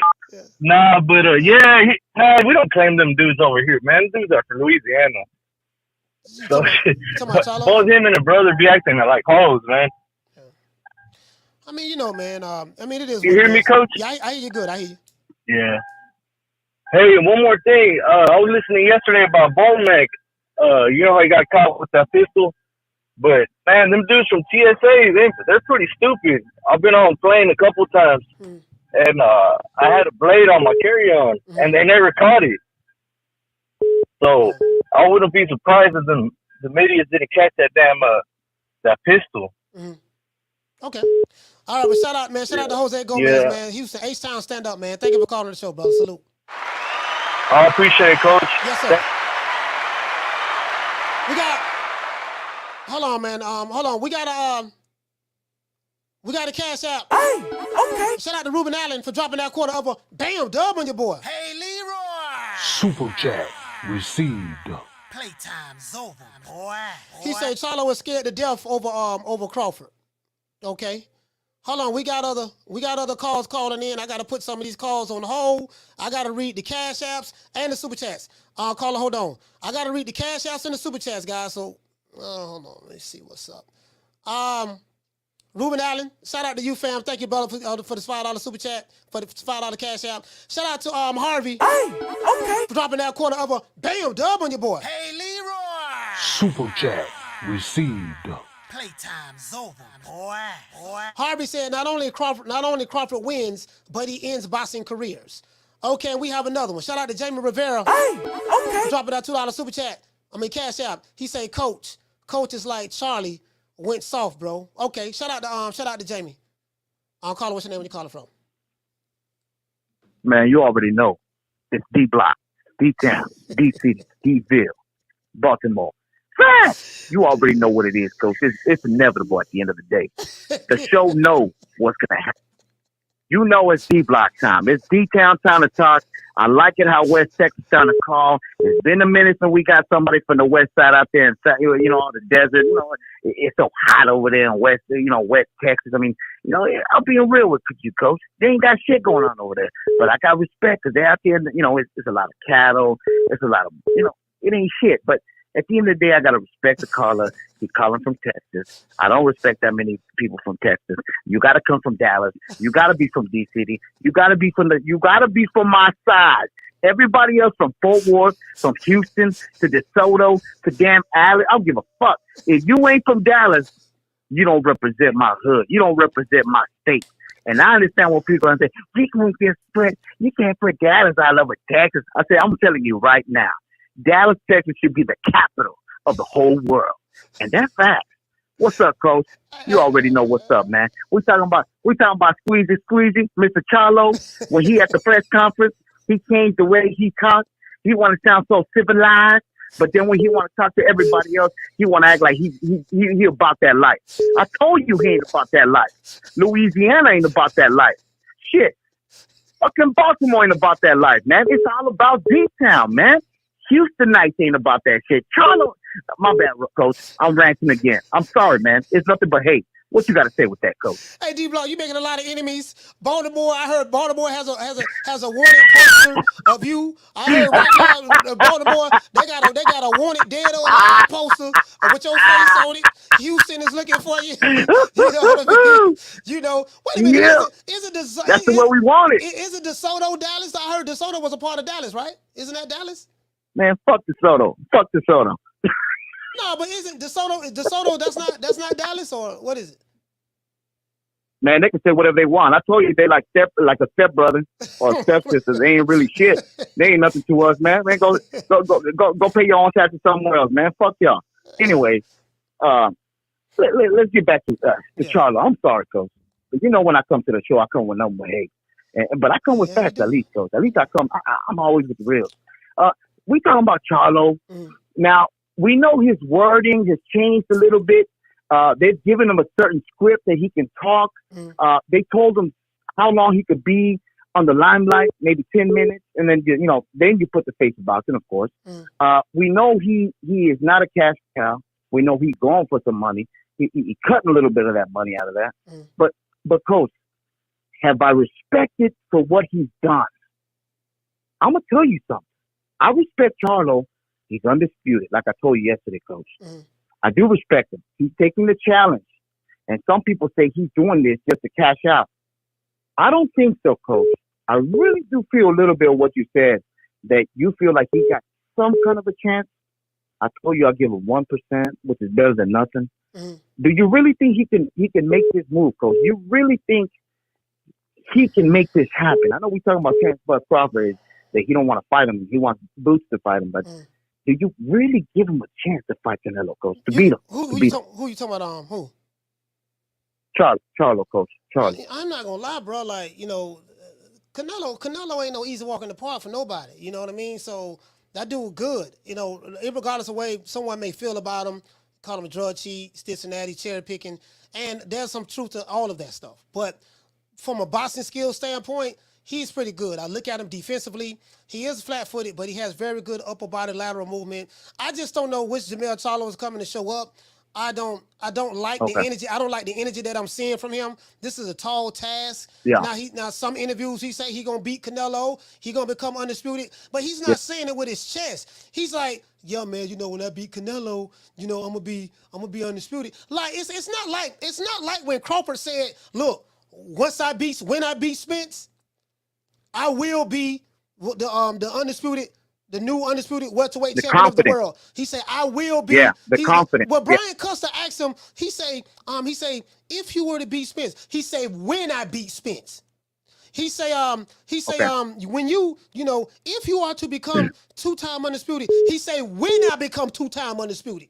He said it with his chest, with conviction. Right. And when you talk to Jermell Charlo, he ain't, it's like, man, it's not, I'm gonna knock Tony Harrison ass out. You know what I mean? I'm gonna knock out Rosario. I'm gonna knock Errol Lubin. I'm gonna knock him out. Like every fighter that he's ever fought, he's had that same energy. I'm gonna knock this dude out. I'm gonna do this. I'm gonna do that. When it comes to Canelo, he like Mr. Rogers on Mr. Rogers. Mr. Wonderful. It's a beautiful day in my neighborhood. And I'm like, man, that's what got me kind of. I'm not gonna lie, bro. I'm not confident no more. I'm not confident. I hear you, Coach. I got one more call after this. I'm going to call one more time, Coach, but I'm going to tell you this real quick because I know I've been on the phone too long with you, and I know everybody's trying to call in. And let me come with facts, okay? Shakur, I didn't get to talk about this yesterday. Shakur Stevenson versus Martin. WBC mandate. We talking about legitimacy here. And if you think that Terence Crawford beat the fuck out of Errol Spence Jr. and showed him who's the real man and what technicality is and how you got to have a ring IQ, I'm going to tell you something right now. If the fight gets signed, Shakur Stevenson is going to shock the whole world of how easy he's going to make it to fight Martin, because Shakur has been with Terence for a long time now, and Derrick James been training Martin, and I promise you, they're going to use a blueprint to a certain way of how to beat a Derrick James fighter. D Block, D Town, D City, D Shout out Ville, D-Block. Baltimore, stand up. Shout out to D-Block, man. Sorry about the super chat. Let me get the super chat out of the way, man. Shout out to my sister Ebony. Hey, okay. For dropping that half for bam dub on your boy. Hey, Leroy. Super chat received. Playtime's over, boy. What you say, sis? You said I think Charlo is acting differently because my boy Crawford knocked the will out of him and Spence broke Charlo's spirit. You say he's been awfully sad since then. Yeah, I mean, it does seem like he has been kind of like, you know, I do get it, but I think he's shocked because, but hold on, Ebony, I'm going to tell you why, though. See, it's been rumored for years that Jermell Charlo has been getting hands and foots put on him by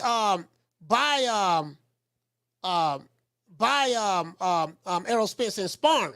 I'm deleting some messages. So I think once he saw what Terence Crawford was able to do to Errol Spence, beat it so easily, it kind of like woke something up in him. I don't know.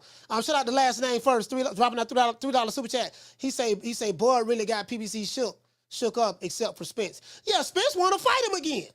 Spence want to fight him again. Like Spence, like, yeah, man, I want to run it back. Like Spence want to fight him again. So I take my hat off to Spence for that. Of course, he's going against a convention of wisdom, but you know, I take my hat off to him for that. And I take my hat off to him for making this fight happen, going against Al Heyman and making the fight happen himself with Crawford. I do take my hat off to him for that, because he could have just said hid behind Al like he been doing for all these years. Shout out to NH Tube. He say Mel ain't playing possum. He's playing pussy. Like, bruh.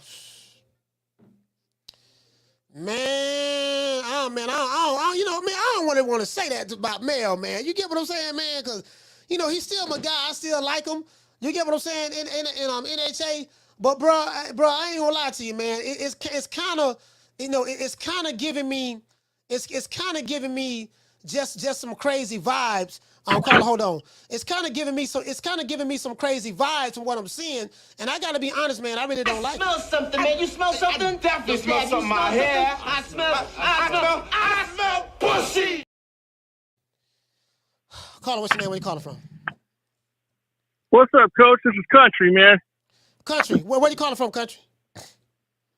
I'm calling from Sac, bro. I'm just working, but I wanted to tune in. I'm tuned into the show. I wanted to say something real quick. Yes, sir. Go ahead, Ever since Bud beat Spence the way he did, yes, sir, you could tell by the look on Jermell's face that he was not happy, and he lost his. I think he lost his confidence and his energy right there, because he's been acting that way, funny, since Bud whooped Spence that bad, and he doesn't seem to me like he's confident that he's going to actually beat Bud. I'm not saying he's scared. Right. He'll get in there and fight him, but I don't think he has 100% confidence that he's going to win. Yeah.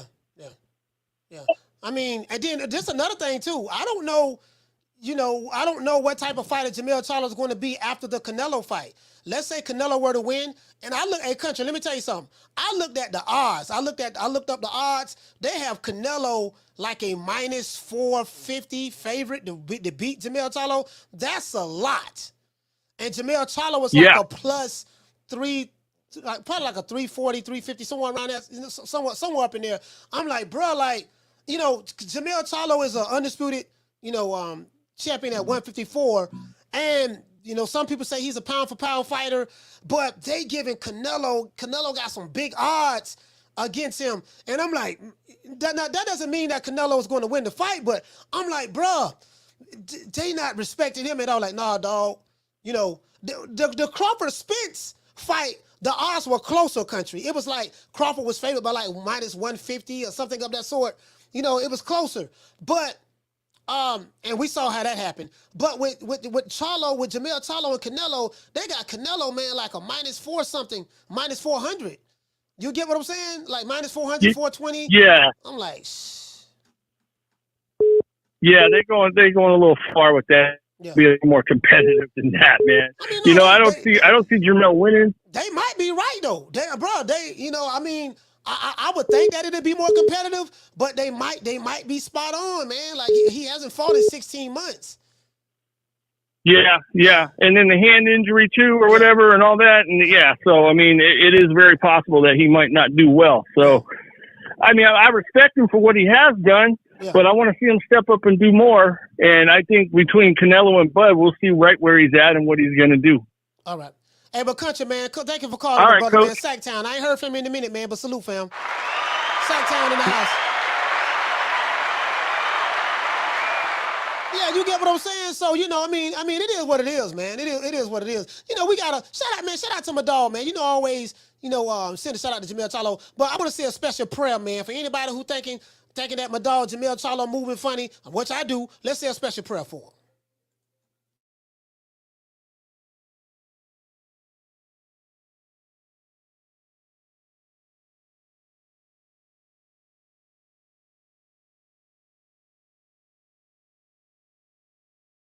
And I want you to hold on.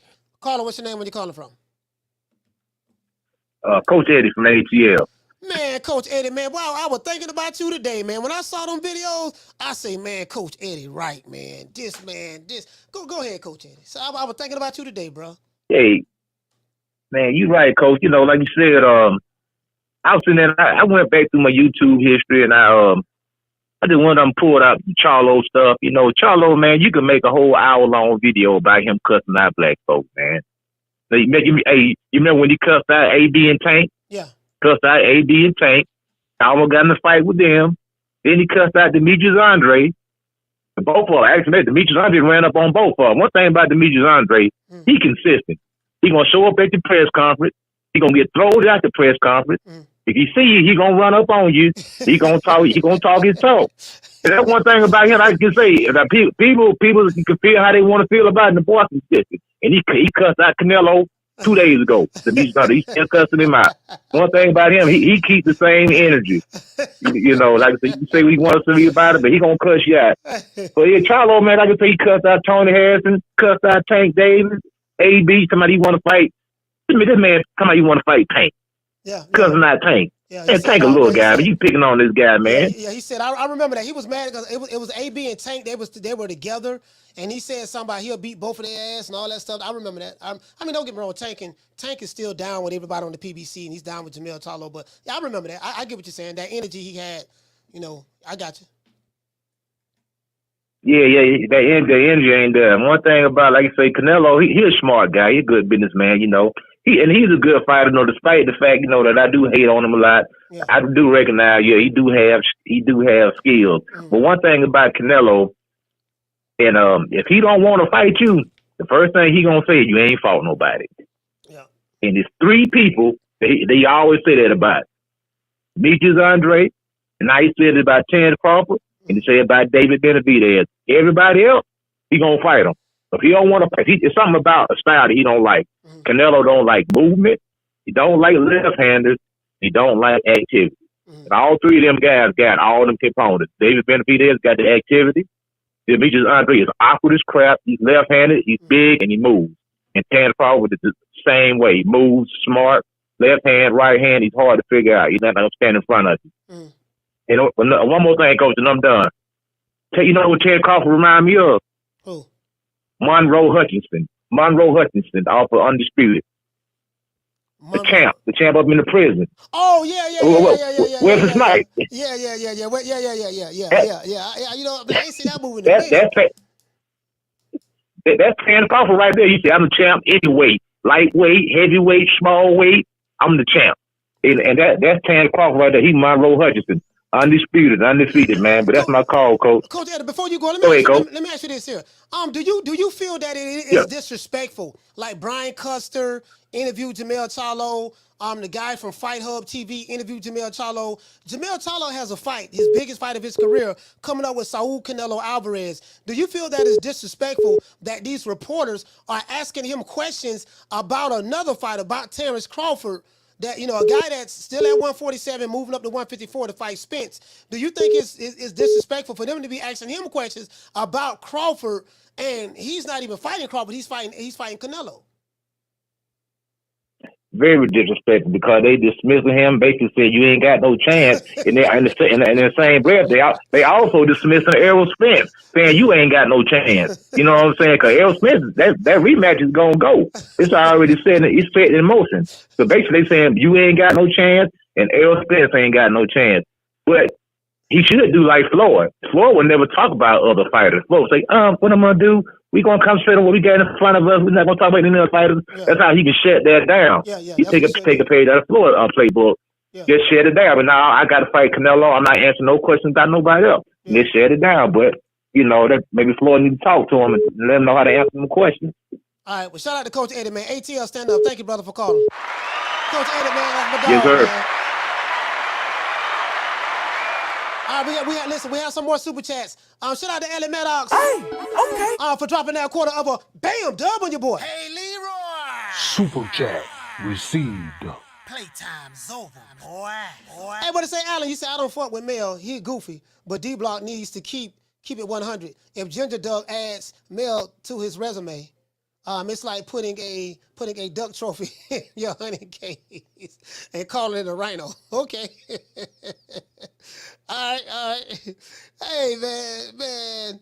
That is kind of disrespectful, though. I mean, now that I think about it, if you Jermell Charlo, you tired of people asking you about a fighter. Like, they don't even ask them questions about, they ask them about Canelo, but they keep bringing up Bud name. Carla, what's your name when you calling from? It's L from Kansas City. L from Kansas City. Talk to me, fam. I think it was Ebony. She made a point about, Jermell losing confidence, but I wonder if he's actually lost confidence in the abilities of Derek James now that he's seen Frank Martin struggle, seen Anthony Joshua kind of struggle, and obviously what happened to Earl. You know what, Dale? That's a good question because, all right, we saw how thoroughly Derek James got out coached against Bomac, against Bomac, Red and Saul, because they work as a team. We saw how thoroughly that Terence Crawford had an answer for everything that Errol Spence did. I watched that fight 4 times. I looked at some more highlights, and I'm like, dude, okay, Errol Spence looked the same. The first round, he looked the same. Second round, he looked the same. Third round, he looked the same. Even after the knockdown in the second round, he did the things that he normally do. Cut the ring off, throwing the backhand to the body, trying to, work behind the jab, trying to muscle his way in with his shoulder in order to work the body, in order to then come up to the head. He had to do all of the same things. The only problem was Terence Crawford had an answer for everything he did. It's like he knew what he was going to do before he even do it. Okay, he finna try to drop that shoulder, come to the body. Bap, uppercut. Okay, he going to try to grab me. Let me grab this boy, let him know he can't hold me. Bap, push him halfway across the ring. Let him know. All right, he's going to come with the right jab to the body, and he's going to try to reach with the backhand. When he get in there and reach with that backhand, let me catch him with this uppercut. Bap! It was like he was prepared for everything that he wanted to do. That told me that Terence Crawford studied him. Well, his team studied him. They put together a game plan. They already knew. And what they showed me with Derek James, he did not study Terence Crawford. They was too dismissive of him. The game plan they had clearly didn't work. So you might have a point. Maybe Errol Spence, again, I don't know if he's going to get rid of him. I don't think he is. But maybe they're going back looking at it like, okay, clearly what we did didn't work. We need to try something different. Or maybe Derek James telling Spence, oh man, don't worry about it, man. You just wasn't the same. I think with the weight, this running back at 154, I don't know, but there's going to have to be an honest assessment with Errol Spence and Derek James if they want to have a better outcome against Crawford in December. Yeah, because I think Jermell's probably starting to look at the bigger picture. Like, wait a second, he was trainer of the year, but I struggled a little bit in my fight with was it Castellano? Yeah, Castano. And Castano. And he ended up winning, but I mean he struggled. He got hurt a couple times. Then he's looking at, like I said, Frank Martin barely got by a few months ago. Earl gets beaten up. Anthony Joshua didn't look that great. I mean, he got the win, but just because you get the win, sometimes there's a lot of holes you still got there. So I just wonder if he's kind of looking at his training camp like, you know what? This might not end the way I think or as I thought, because this guy doesn't study tape. He's admitted that. And his plans seem to be all the same for everybody. You can't give the same plan to every fighter because not every fighter is the same. And definitely not every guy you go against is the same. And then the thing too is, like you say, styles make fights. So, whatever style that, that you been winning fights on against, Ugas, like people like, for the life of me, people was hyping like Ugas. Dude, Ugas was nobody. Like, bro, like, I ain't want nobody to, like, Ugas to nobody. Like, he went 12 rounds with a 75-year-old Manny Pacquiao. He got emailed the belt because Manny Pacquiao was a champion in recess. Like, they was talking, they tried to hype Ugas out like he was some kind of killer. And that's what I say, you know what? This that same PBC stuff. You know, and there's nothing wrong with that. They're hyping him up because you got to make your guy Errol look good. So you got to hype up Ugas. But Ugas is a C+ fighter? He's not a hell of a fighter. Yeah. You know what I mean? I'm just being honest with you. I mean, he all right, but he's a C+ fighter, maybe B-. Danny Garcia, they took turns kicking Danny Garcia ass in the welterweight division. He ain't beat no elite fighter in the welterweight division. So, but they hype these guys up, and then you have a fighter go to believe in the hype. Yeah, boy, I beat such and such. And then you got a killer over there looking at you, an orca, a killer whale over there looking like, damn, they really hyping this dude up. This dude wasn't nobody, and that dude wasn't nobody, and this dude right here, they really hyping this shit up on. And then all of the media regurgitating the same thing. So how the media works is, the media is the propaganda machine, right? So the media job is to propagandize the information to the people, and if they repeat it over and over and over and over again, eventually the people become programmed at the information that the propaganda that they hear from the media, and they start believing that shit. You get what I'm saying? And that's what's been going on for years. Oh. And then when the rubber hit the road, okay, now you got to fight this nigga. And they see that, look, man, all this shit that we've been hearing over the years in the media, and what we was hearing from the man down the strap season, man, that shit ain't working. What happened? And then this is where the shock and awe comes in at. I'll let you wrap up, El. Go ahead. You remember what Malcolm said about the media, how the media is. They'll have the innocent person looking guilty and praise the criminal. So yeah, Malcolm was right. I mean, that's just what's going on. Malcolm was right. He definitely right, and it's never going away. That's going to always be the truth. But I appreciate you, man. Yeah, shout out to L. Kansas City, stand up. Yeah. Malcolm was right about that. Shout out to y'all. What the same thing we say, winning solves everything. When you win it, everything is good. Yeah, you're right about that. But again, I mean, I don't necessarily think, like Derrick James, like you gotta keep the guy. Hey, we gotta get the lights up, man. We got over 750 people in here and less than 500 likes. We gotta get the lights up to over 500. If you sitting there hate watching the show, don't want to hit the like button, Riley, get him. Look, fuck you, fuck the plane you flew in on, fuck them shoes, fuck the socks with the bell on it, fuck them cheap ass cigars. Fuck your yuck mouth teeth, fuck your hairpiece, fuck your chocolate, fuck Guy Ritchie, fuck Prince William, fuck the Queen. This is America. My president is black and my Lambo is blue, nigga. Now get the fuck out my hotel room. And if I see you in the street, I'm slapping the shit out of you. Hey, shout out to the Boxing Gym. Shout out to Jeff Lucietta. Shout out to my main man, Schoolo X-Man. Shout out to Green Eyes P in the building. My sister, Lisa Bells. Shout out to G Daddy. What's going on, fam? Shout out to Ahmed Gumby. What the lick read, baby boy? Shout out to LaRon. LaRon, what's going on? Mad Dog H. Who else we got in the building, man? My main man, Knockdown 305, Dade County's finest. Who else we have? We got Jeff Lucietta in the building. Swat Jones in the building. Swip 718 in the building. We got Chick in the building. Ahmed, my brother from Brooklyn, Yarmus. It's Brooklyn in the house. Dr. T DMB, salute to you, fam. It is what it is, man. I think that, again, shout out to M. Cole in the building and Mr. T as well. Malcolm was right. Shout out to RP to Malik El Shabazz. He was right about that. The media is propaganda, right? So whoever controls the media pretty much can control the masses of the people, because the media job is to sell the propaganda to the people. And if you repeat a lie long enough, the lie then becomes the truth. And if you let people know that the truth is the lie, then the truth actually becomes the lie in the world of Bizarro. When in actuality, when the rubber hits the road, the truth is still the truth. It's the job of the lie to try to discredit anything that's truthful in order to fit the narrative that the lie is spitting. Do you guys get what I'm saying? So that's what's been going on. The propaganda, the this, the that, the flim-flam, the tomfoolery, so, and this is why to this day, even a little after a month later, it's still shock and awe.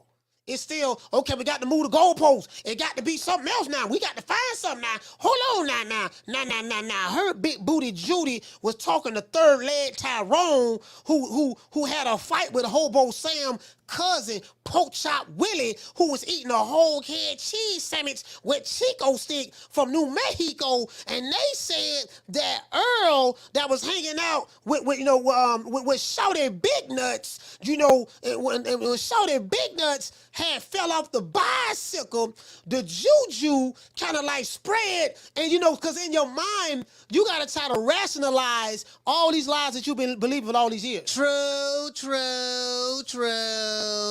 Shout out to my sister LaJessica in the building. And the thing is, you can lie to yourself so much that you'll start believing your lie, and then you get shocked. Like sit back to tell me, man, that a guy's been boxing for 15 years, 3-division world champion, been on the pound for pound list for almost 10 years, number 1 pound for pound fighter in the world, two division undisputed champion, Ring Magazine, three-time lineal, 3-time Ring Magazine, to say, oh, this guy ain't fought nobody. And everybody from one promotional company from one advisory company, and everybody, all of the media outlets who are pro PBC or pro Showtime, all of them saying the same thing. That's the script coming straight from Al Heyman, my boss. My boss, Al Heyman. The man who paid me money on the back end, my boss. That's the script came directly from him. Caller, what's your name? Where you calling from?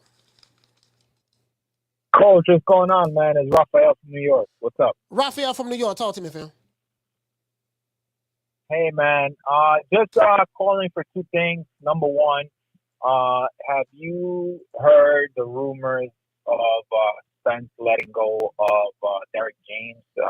Is that something that have you heard being circulated? Because I've heard it from multiple outlets so far, but so far it sounds like rumors, not official, so I don't know if you've heard it yourself. Yeah, I heard of those rumors. My question I have for you is, where did you hear those rumors from? I think Fight Hype mentioned it, and I think, I'm not quite sure it was Fight Hub that briefly over it, and then just Twitter handles is kind of like going about it.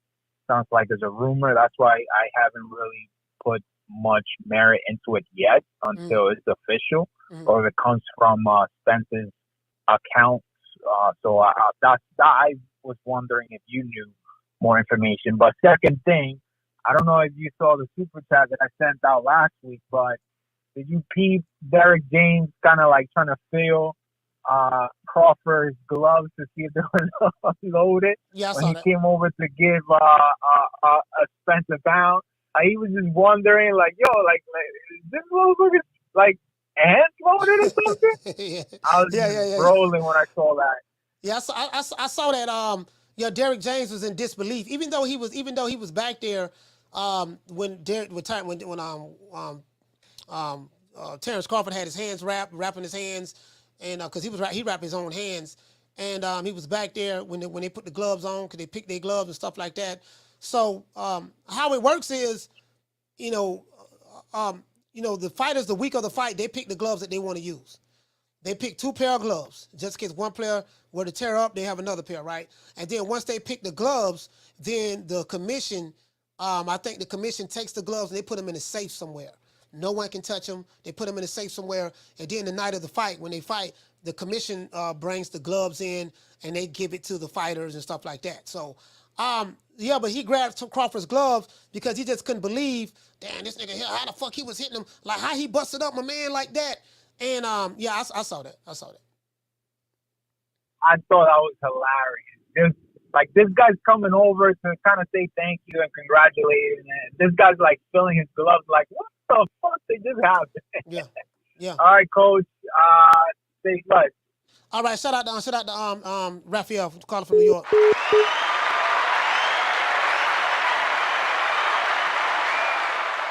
Shout out to Jasper. Hey, okay. For dropping that half for bam, dub on your boy. Hey, Leroy. Super chat received.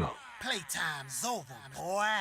He said Terence Crawford calls out Jermell Charlo, and his response is, fight Boots and leave me alone. He said, what a terrible look for Charlo. He seems to want no parts of Terence Crawford. Yeah, I think that's obvious at this point. You get what I'm saying, Jasper? And that's what I'm saying. That's what disappoints me. Shout out to Ali Maddox. Hey, okay. For dropping that quarter of a bam, dub on your boy. Hey, Leroy.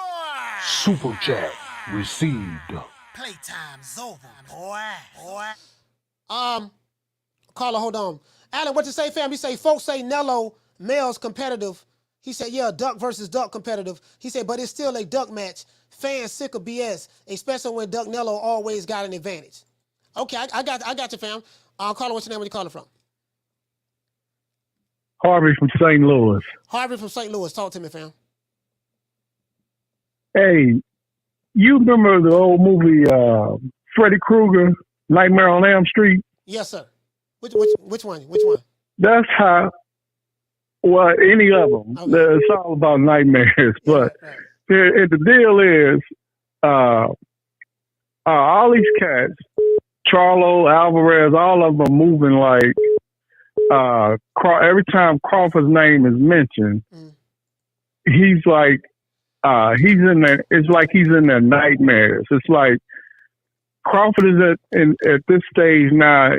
Not only does he win, it's like he's going to end careers. Like this next fight, when he fights Spence, it's going to be over for Spence. He's going to end his career, and the next move will be Charlo or Canelo, whichever one that have the balls to face him.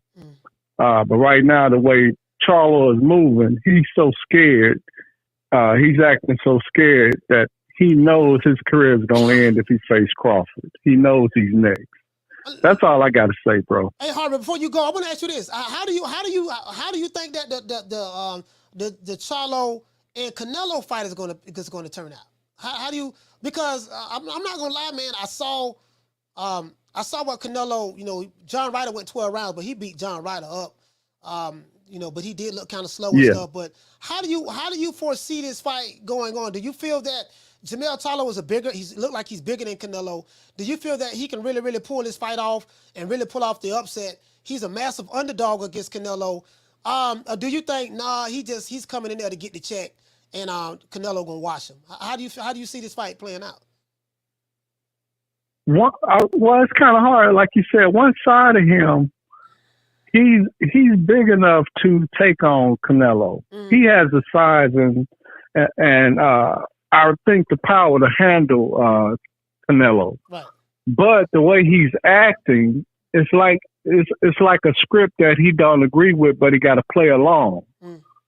So it seems like that it's already written that Canelo gonna win that fight. Yeah. And that's another way for him to evade Crawford altogether, because you notice how Canelo's tone has changed about Crawford. And now he's saying the same thing that they all saying. Who has he fought? Yeah. When the man got a 40-0 record. Who has he fought? What you mean, who has he fought? Check the record. And then the same guy, everybody been saying, I got family in Texas, Houston especially. But they know we keep it 100. If you're moving funny, we're going to call you out on it. But the thing is, Spence, all this time, I don't know why folks didn't see it, he's a one-dimensional, flat-footed fighter. Yeah. When Crawford has so many skills that you can clearly see this man is very talented. Why would you think that he can match up with this guy if he's still moving the same way? And if he don't change coaches, it's going to turn out the same outcome. I don't know what Derek James is going to teach him any more or any better that's going to make this outcome different. I see the same thing where it's the different story, a different title, but the same storyline. He's going to get knocked out at the end, and probably even faster. And that's going to end his career, and then the next one is up to bout. Not only does Crawford wins, he ends careers. That's why I said that. Okay. Well, shout out to man Harvey, man. Thank you so much, brother, for calling. St. Louis, stand up. Listen. Hey, we gotta get the lights up, man. We gotta get lights. We got over 600 people in here. We need 70 more likes. We need 70 more likes. We're gonna ride out for another 20 minutes, and then we're gonna shut the show down. What do you? Okay, let me ask everybody in the chat. What chances do you guys give Jermell Charlo? I can't type. My keyboard went dead, so I can't even type in the chat. I can click it, but I can't type. My keyboard went dead. My batteries are dead, so I got to put some new batteries in it. So I can't type. But shout out to Eric G, man. Shout out to Flex BK. Shout out to our man in the chat, man. Shout out to my brother John B. Poetic in the building. John B. Poetic is in the building. Dr. Paul is in the building. Cooking with Sir Senior is in the building. Schoolo X-Man. Eric G from A-Sound. New Country's in the building. Salute the New Country. Salute to you, fam. Caller, what's your name? Where you calling from?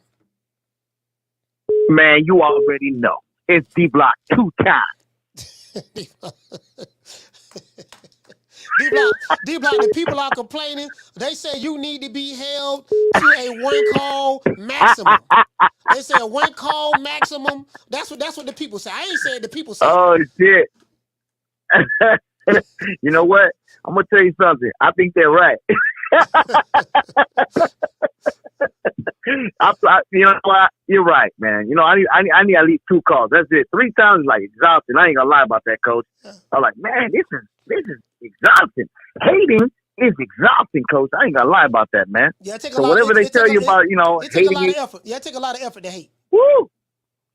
Or what's the name do with Ellaby? What he say, coach? When he told him all that bullshit, he went, "Ooh, man, yeah. Oh man, I heard all that shit. God damn." But in reality, you know, I want to tell all my people, yeah, you're right. D-Block will keep it at 2 calls. Now, we talking about some event coming up, like a mega fight, then D-Block will call 3 times. Yeah. But right now, we at the midst of quietness. We ain't really got nothing going on. We know Bobblehead ain't doing shit. We know he don't know where he going right now. I mean, he got his, you know, he got his leaders. They got a trajectory of his future, which is fighting nothing but bums. We know that. Tank Davis will never choose his own decision. Oh, your officer said who was Bobblehead, but you said Tank. Okay. Yeah, you know that idiot, coach. You know, the one that wears stilettos, the one that likes to dress up with women's clothes, likes to wear. You know who we talking about, coach. Come on, there's a depiction of Tank Davis. We already know. It's embedded in our head. It ain't about him knocking somebody out. It's about him being in jail, twirling around, dancing in front of all these men while they gambling all around him, and he got stilettos, he got his fur coat, he got his makeup on and his purse, and he says, "How you like me now?" So we know that that's the Tank Davis we're talking about, coach. You know all the hate I got for him. But we talking about, go ahead, coach. Go ahead, coach. No, go ahead. I was going to ask you about Ryan Garcia, but go ahead. Yeah. So for me, it's like, coach, it's exhausting. It's exhausting, but it's a fact. I have to take this. I got to break this man down for everybody look at him like he's a demigod, like he can do no wrong. And I'm telling you, my calls are nothing but facts on this man. I hate him so much, coach. I don't know how this. See what I mean, coach? How I magnetize to talk about Tank Davis, because I hate the guy, coach. He is a false prophet in boxing. And I hate that, coach, that even after the Ryan Garcia, even though you were right, coach, you were right. But I feel like when you really step back and look at it, coach, do you really think he's the face of boxing? Do you really think he's this untouchable type of fighter, coach? Or do you feel, because I think you love the way he boxes, coach. I know you admire him, the way he boxes, the way he moves his feet, the way he jiggles in there, the way he, go ahead, coach, go ahead. No, this is the thing. Everybody's definition of the face of boxing is different. If you're looking at, hey, anytime Tank Davis have a fight, he sells out the arena. It's an event when he fights. Then he is one. Yeah, he sells T-shirts. He is one of the faces of boxing. Canelo does the same thing. When Canelo has a fight, he sells out the venue, stuff like that. So, cash cow. Now he has pedigree, coach. Yeah, he's not Canelo. No, he's not. Now Tank is not Canelo type money. Cash cow. When people fight him, they're not making. Yeah, but this is what I'm trying to tell you, coach. But Tank Davis being box office, that's what they're saying. They say he is the face of boxing because he's one of the faces because he's a box office guy. That's what people are saying. Well, and at the venues and stuff, Okay, I think you were gonna ask me something about Shakur, right? Were you gonna? Ryan Garcia? Yeah. Yeah, the question I was gonna ask you about Ryan is, do you think everything okay? Do you think him and Tank is gonna rematch at 140? And if so, do you think that the outcome will be different? Yes. Thank you so much for bringing that up, coach. I really do. See, I really do. See, the way we talk, Coach, we communicate real well. And that's what people just hate about us, Coach. That me and you communicate so well that we ain't putting each other's hands underneath the table, giving each other money in exchange. You know, like you and Al Heyman, Coach. Because we know you with Al Heyman a little bit, not that much. But you know, we know the PBC, Coach, has given you that payroll check, direct deposit, or even underneath the table. But my brother, I'm okay. You got to get your Benjamin somehow, and that ain't no shame, Coach. I wish I was in your shoes, but maybe one day I will. But the outcome of Ryan Garcia and Tank Davis will be so different. It will be so different. You know why? Because he's going to be training harder, not harder, but smarter, and he's going to experience what he experienced. And he's younger, and he's going to grow into his manhood, and he's going to go in there and knock that motherfucker out. And let me repeat it again. He will go in there. He will knock that motherfucker out. I've seen it. I visualized it. It will happen. If you visualize it, it will happen, Coach. And that's my prediction, Coach. All right. You got anything to say with that? No, I ain't got nothing to say, man. You know, I mean, just don't bet no tattoo on it. Don't bet no tattoo on it. Please don't do that. And no. Believe me, if it happens again, I'm betting another tattoo, and that's on the right side. And believe me, my boy Ryan Garcia, he's gonna knock some ass out. Believe me this time. And the fight's happening in 2 years. Right. My boy's gonna be a grown ass man. D Block, D Town, D3, D-Bill, Baltimore. Shout out to D Block, man. This is the last call. This the last call, boy. Hey, listen, boy. He want to bet another tattoo, boy. He ain't learned his lesson. Carlo, what's your name? Where you calling from? Yo, this Raleigh from Raleigh, North Carolina. Raleigh from Raleigh. Talk to me, fam. What's going on, Coach? Hey, I don't really I think Charlo, man, he trying to get his money, then go off and do it. It's about to get tough for him, man. I don't think he want no smoke with Crawford, man. And to be honest, I feel like if you're really daring to be great and you're going to go up in weight classes to go fight, you need to drop those belts. Because, why you holding on to the belts? You feel me? If you really daring to be great, you know what I mean? Like Crawford, you don't really want to fight your mandatory. You know, you don't drop them belts and go up and act like you really trying to win. The fact that he's holding on to them belts makes me feel like he's not confident he's going to win, but he got every excuse in the book when he lose, and he still be able to be a champion. And I don't know, that shit kind of unfair. You know what I'm saying? While people got to wait, his mandatories are just sitting around while you go and you get to hold on. I feel like they need to make him drop them shits. As far as him fighting Crawford, I mean, it's been obvious, man, for the longest. He don't want no smoke with Crawford, man. He want Crawford to stay far away from him as possible, man. And I understand it, man. Crawford, man, everybody been doing Crawford like this forever, man. He's just so much to deal with, man. What fighters do nowadays is they try to stop other fighters' greatness by just not fighting them. And as long as they got some people that feel like they could have beat them if they ever fought, it's like they good with that. So I respect Errol Spence for at least taking the fight. And I feel like he was really great. You know what I'm saying? Because other people, it's like you try to still and I don't want to put a lot of names, but somebody like Gervonta Davis, I feel like, yo, you the oldest out of all of them dudes at 135. Let's see who's really the best. Why you trying to it's like since everybody think you the best, you feel like, yo, I don't even really got to show it. They still going to consider me the best if we never fight and nobody never find out. They going to say, most people would say I would have won if we did fight. And that shit is whack. That shit is whacking. Yeah, these hypothetical fights, and this is what I'm saying. This is a new era, Rye. You probably come from an old school era, but this is a new era to where you don't even have to fight the top guys to be considered the best. In this era right here, if as long as I have a fan base that hypothetically believes that, well, if I were to fight them, we automatically know I will win, so I don't have to fight them. This is what's wrong with this era, because I'm like, okay, hold on now, Marvin Hagler, that ain't how they settle differences. Salvador Sanchez, Julio Cesar Chavez, Willie Pep, Archie Moore, Muhammad Ali. Bro, the list goes on and on and on. We don't have hypotheticals. We're like, no. Y'all say, yo, I'm finna fight him. Okay, yo, I'm finna fight, clean out my division, stuff like that. In this era, there's only a few fighters that's doing that. There's only a handful of fighters that's doing that. Most of the fighters, they're not doing that. But there's only a handful. You can count on one hand that's doing it, maybe even 4 fingers. I'm saying from a men's standpoint, there's only a handful of fighters that's doing that really have an old school criteria. But a lot of the other fighters, they don't. That's them days are long gone, bro. To be honest with you. And you just got to keep it real. When somebody moving up 2 weight classes to go fight, it's just a money fight. Like, you know what I'm saying? Mikey Garcia ain't gonna beat no fucking Errol Spence going up like that. What's the kid Tank knocked out with the uppercut? You know what I'm saying? That went up 2 weight classes.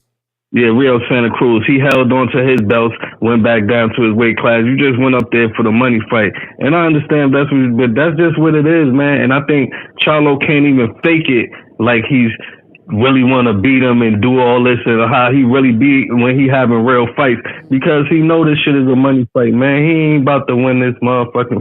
He ain't even supposed to win. You know what I'm saying? He know that he getting put in there to get beat the fuck up. You know what I'm saying? But it is what it is, man. That's my coach, man. You got the best show on YouTube, man. I hope this shit keep growing, man. Y'all keep hitting the likes and subscribe, man. Coach, keep doing your thing. Funniest fucking show up here, man. All right, shout out to Raleigh, man. Raleigh, North Carolina. Salute, fam. Let me get the super chats out of the way, man. Shout out to Elementos dropping that $2 super chat. He say, don't dunk block. He say, still got unfinished business with Rick. He talking about D-block. He talking about D-block. Shout out to Zephyr. Hey, okay. Dropping that half for, bam, dub on your boy. Hey, Leroy. Super chat received. Playtime's over, boy. Zephyr say Charlo has a history of struggling against boxers, Tony Harrison, Castano, etc. He said how he's facing a technician in Canelo. He said, I give Mel no chance in this fight, not even a puncher's chance, because Canelo has defense. And that's the thing. Like, I hear people say that, hey, man, this fight will knock Canelo out. I'm like, one of Canelo's biggest attributes is his ability to be able to take a punch, his chin. That dude, you get what I'm saying? So, I don't know, you know what I mean? But I get what you say. You say you don't give him a chance. And Zephyr, guess what? The odds makers are not giving him a chance. Down from the bar, there's a platform stage. People pimping, sharp as razor blades. Shout out to Miss Proper Health. Hey, okay. Salute to you, sis, for dropping that quarter of a bam dub on your boy. Hey, Leroy. Super chat received. Playtime's over, boy. What to say, sis? Hold on. I know this is your first time. Let's give our sister a round of applause. This is her first time donating to the channel, so let's give her a round of applause. First time donators get a round of applause as well. What to say, sis? You say, do you think Charlo feels alone without his twin brother and best friend, Spence, and that's why he is not talking a lot of mess? You know what, sis? It's kind of hard for me to figure out what it is. I figured out that it's not the money. It's not the fact that, hey, man, you getting the money now, so you got to bow down to Canelo. Once the contracts are signed, he's going to get paid his money anyways. His money is not predicated upon whether he's nice to Canelo or not. So I mean, I don't think that's it, sis. But I don't know. I think maybe it could be nerves. I think maybe it could be nerves a little bit. He's already getting paid. Another thing I think it could be is maybe he got the orders. Like I'm under the impression. I'm gonna be honest with you, sis. I think that he's gotten orders. I think Jermell Charlo has gotten orders to pipe it down. Don't be acting the way you normally act. You fight Canelo. Act like you got some sense. Get in line. Be respectful. You get what I'm saying? Because you fighting Canelo. And I think it's solely because it's Canelo. I think if Jermell Charlo was fighting any other fighter, he would be acting the way he normally acts. But because it's Canelo, he's giving Canelo special treatment. And that's what I feel. That's what I feel myself. Down from the bar, there's a platform stage. People pimping, sharp as razor blades. Shout out to Yamas. What to say, fam? You say, why no one even mentioning the fact that he's up 2 weight classes? Yeah, he's up 2 weight classes, but this is the thing, though. This is the thing, right? The reason why I think a lot of people are not mentioning it because they feel that Jermell Charlo is already a bigger fighter. He's a bigger fighter.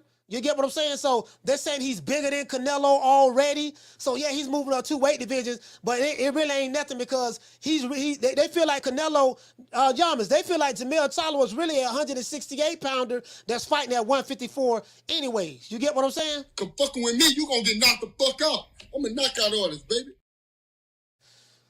So if you get what I'm saying. So if that Jermell Charlo were to show up, then that's what I'm looking for. But he was sauced up on there. He was sauced up on there with the Brian Custer. You get what I'm saying? So shout out to Boston Gems. What did you say, Boston Gems? 80-20 Nello. And then he hasn't fought in 16 months.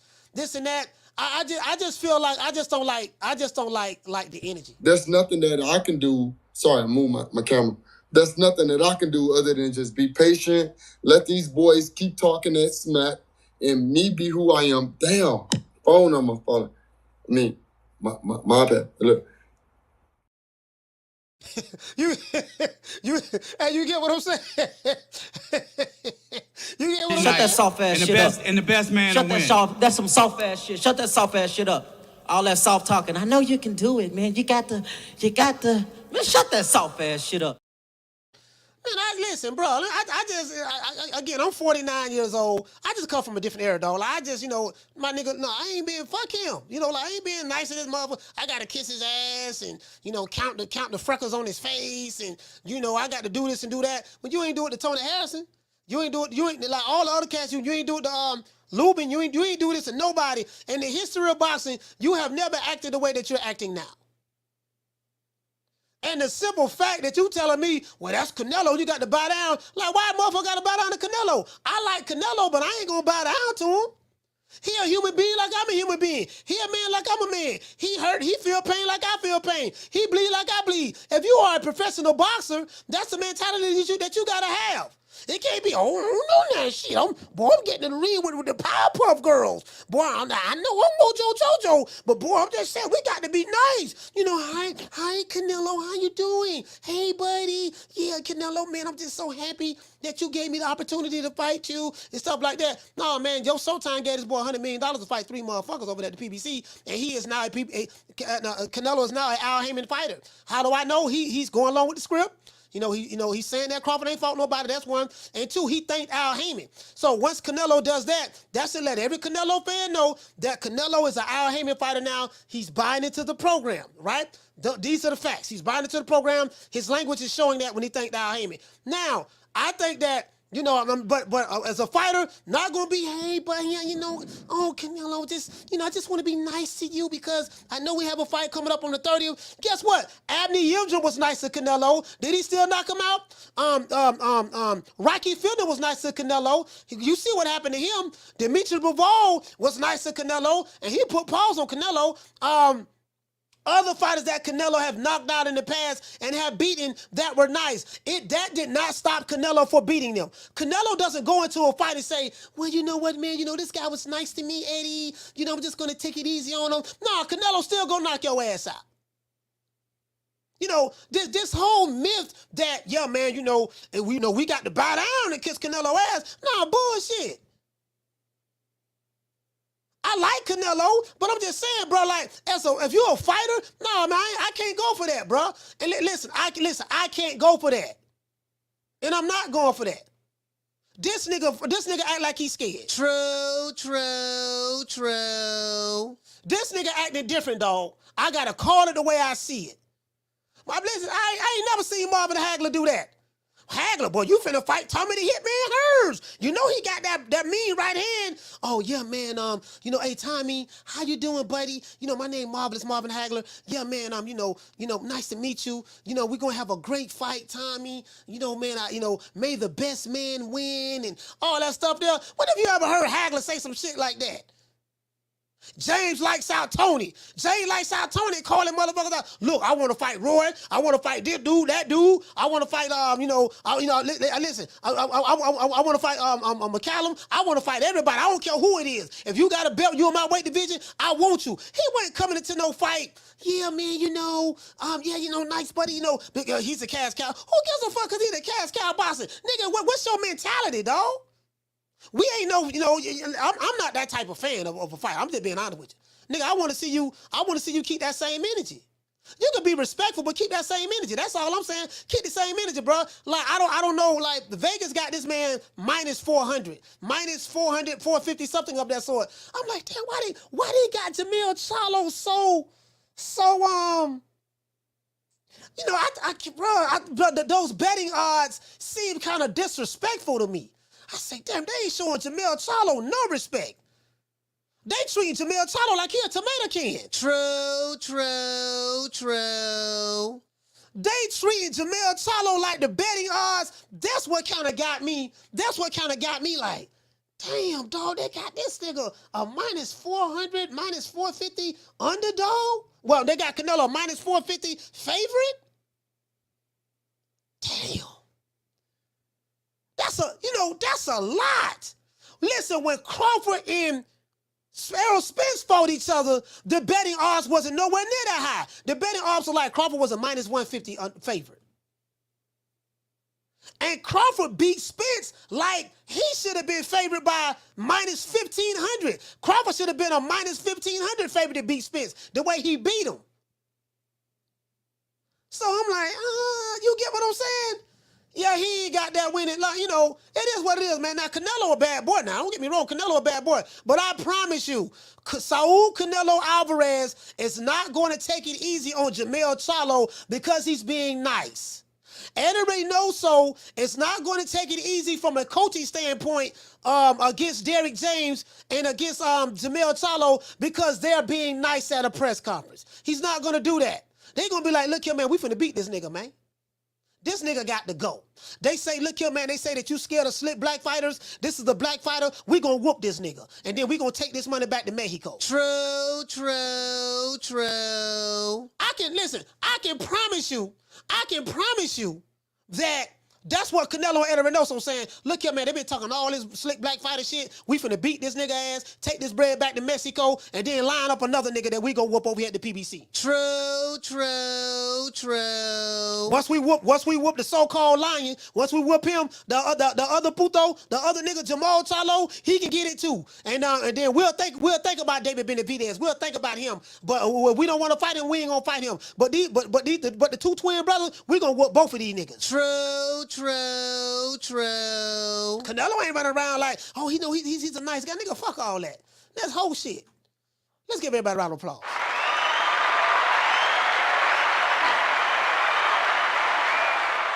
Hey, we need 13 more likes. Let's get the likes up. We need 13 more likes.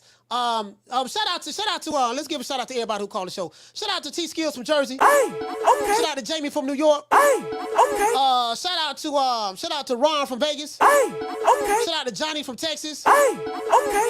Shout out to Strangeness from the UK. Hey, okay. Shout out to Ray from Texas. Hey, okay. Shout out to Jose Gomez from Houston. Hey, okay. Shout out to D Block from Dallas, Texas. Hey, okay. Well, I ain't gonna lie, boy, Texas represented today. Shout out to Country from Sacktown. Hey, okay. Shout out to Coach Eddie from the ATL. Hey, okay. Shout out to my sister Elena in the chat. Shout out to Elena. Hey, okay. Shout out to Elle from Kansas City. Hey, okay. Shout out to Raphael from New York. Hey, okay. Shout out to Harvey from St. Louis. Hey, okay. Shout out to Rye from Raleigh, North Carolina. Hey, okay. You get what I'm saying? You get what I'm saying? So, I mean, it is what it is, man. I got to call it where I see it. Shout out to Tyrese. I'm dropping that $2 super chat. He said you a nigga in my Camacho voice. I'm just saying, people making it seem like, yeah, man, you got to be nice to Canelo. He's a cash cow, this and that. I'm like, nigga, please. I tell you what, if it was motherfucking Hagler, Roy Jones, James Lightside Tony, Sugar Ray Leonard, they ain't gonna be doing none of that stuff. These new fighters today, maybe that's what these new fighters do. They gotta, hey, buddy, how you doing? Yeah, we're gonna fight, man. This is a gentleman sport. I'm gonna, you're gonna fight for your family. I'm gonna fight for my family. We're gonna put, okay, listen. Not even though this brother did get knocked out, but one thing I will say about Deontay Wilder, he kept that same energy with Tyson Fury in a losing effort. Don't ever forget. When I found you, you was strung out on coke. When I found you, you was like a big house, contemplating about killing yourself. So don't you ever forget who brought you to big time boxing. I drugged you back. I brought you back. I provided food and put food on your table for your family to eat. And I'm doing it for the second time. So don't you ever forget that. Hey, why to say, don't you ever forget? Hey, listen,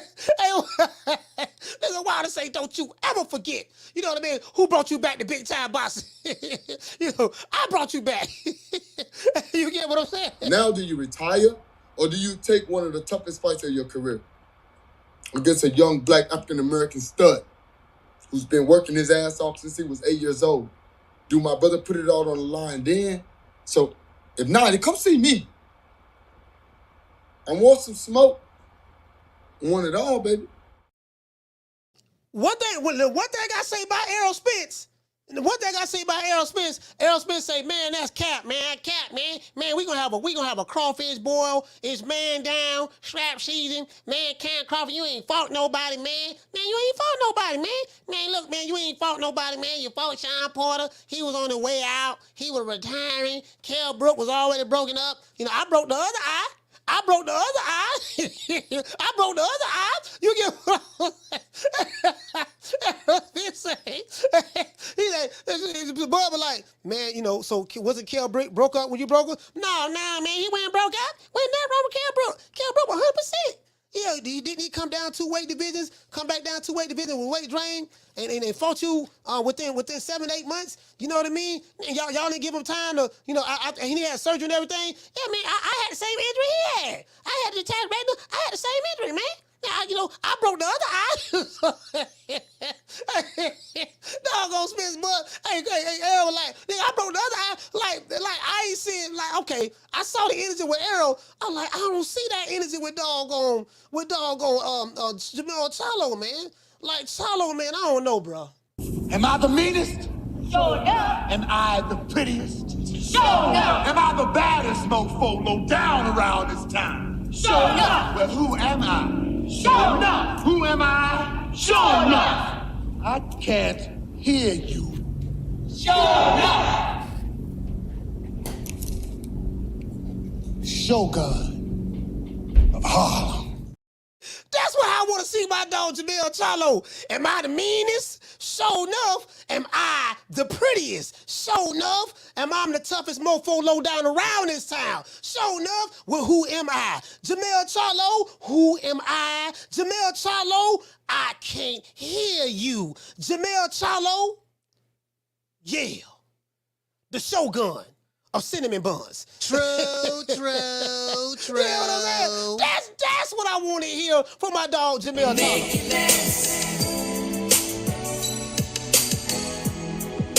Make it last forever. Don't let our love be.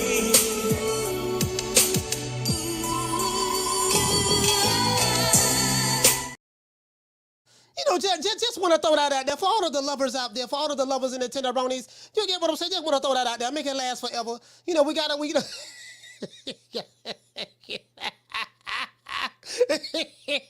I know some of y'all, you know, it is what it is. Hey, shout out to who this was. Shout out to Malcolm Foy, dropping that $2 super chat. What did it say, Malcolm? You say Wilder one more time, coach. Oh, y'all want Wilder one more time, huh? Don't ever forget, when I found you, you was strung out on coke. When I found you, you was like a big house, contemplating about killing yourself. So don't you ever forget who brought you to big time boxing. I drugged you back. I brought you back. I provided food and put food on your table for your family to eat. And I'm doing it for the second time. So don't you ever forget that. Hey, shout out to Con Shinery as well, man. Shout out to Con Shinery, man, for being a member for 11 months. He say, what up, coach? Salute to you, fam. You get what I'm saying, though? It is what it is. Just sit down like, man, nigga, this is what I want to Now, I am the #1 contender. I'm tired of James the Poodle, Grim Reaper, whatever you want to call himself, ducking me. All right, I'm tired of man driving around town in 8 Rolls Royces. He ain't fought nobody. I'm still in a Broham. You know, this what I'm saying. Like, I don't like nice Charlo. I want mean Charlo. Who you think he is? DJ Quick? No, huh? No, I ain't saying Kick a Pre? I didn't say huh? Oh, you must be Jimmy Walker. Well, you ain't nothing. You don't deserve nothing, you don't get nothing. You get what I give you. I got a contract between me and you that say you do what I tell you to do. Therefore, shut up, don't say nothing, don't speak to me, don't look at me. Can I tell you something? Money, you know, I just say, Blue, if I raise up, gonna be trouble. Trouble. I'm walking off. Shout out to Ellie Maddox dropping that $2 super chat. He said, ref save EJ from himself, unlike Dog crying Ryan. Man, it is what it is, man. Jermell Charlo, is there anything that any last words that you would like to say to Saul Canelo Alvarez before you guys walk into the ring together? I plead the fifth. I plead the fifth. 5, 1, 2, 3, 4, 5. Anything you say, 5. Go ahead, ask me a question. Did you? Hey, shout out to JC in the building. Shout out to JC in the building. I'm just saying, though, you know what, man? If Jermell Charlo loses to Canelo Alvarez, I got one slick white fighter that will beat the brakes off Canelo. What about Rocky Marciano? Oh, there they go. There they go. Every time I start talking about boxing, a white man got to pull Rocky Marciano out their ass. That's the one. That's the one. Rocky Marciano. Rocky Marciano. Let me tell you something once and for all. Rocky Marciano was good, but compared to Joe Louis, Rocky Marciano ain't shit. He beat Joe Louis's ass.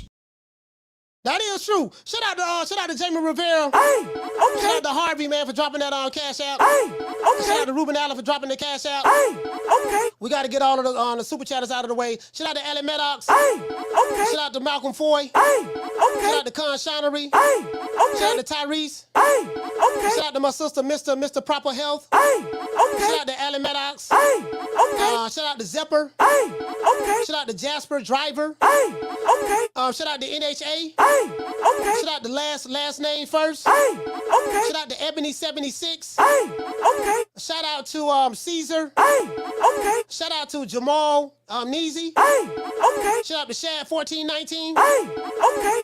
Shout out to Jaden Anthony. Hey, okay. Once again, it's on as our boy Coach Malachi Williams signing out. Shout out to Con Shonery. Hey, okay. I said, give a shout out to all of the Tenderonis. I think I got the sister. Do I have the sister's name written down on a piece of paper?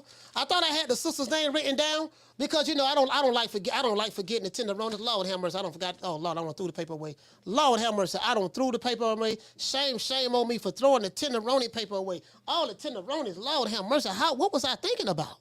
What was I thinking? I had a list of names for all the Tenderonis, and Lord have mercy, boy. I am so disappointed in myself. Shout out to Elena. Hey, okay. Shout out to my sister Lisa Bells. Hey, okay. Shout out to my sister Food Revolution. Hey, okay. Shout out to the sister who just gave a super chat for the first time. What's the sister's name? Shout out to Miss Proper Health. Hey, okay. Shout out to the Duchess of Wisdom. Hey, okay. Shout out to Jackie Hernandez. Hey, okay. Shout out to my sister Nick Rich. Hey, okay. Shout out to my sister Green Eyes P. Hey, okay. Shout out to damn it, man. Man, somebody help me out. Wait a minute, where the Tenderonis at? Oh, shout out to Elena. Hey, okay. Where is the Tenderonis? Shout out to La Jessica. Hey, okay. You know what I mean? Shout out to La Jessica. Is there any more Tenderonis I'm missing? Any more Tenderonis? The Tenderonis is priority over here. The Tenderonis is priority over here. Let me say it 3 times like Dr. Umar Johnson. The Tenderonis is priority over here.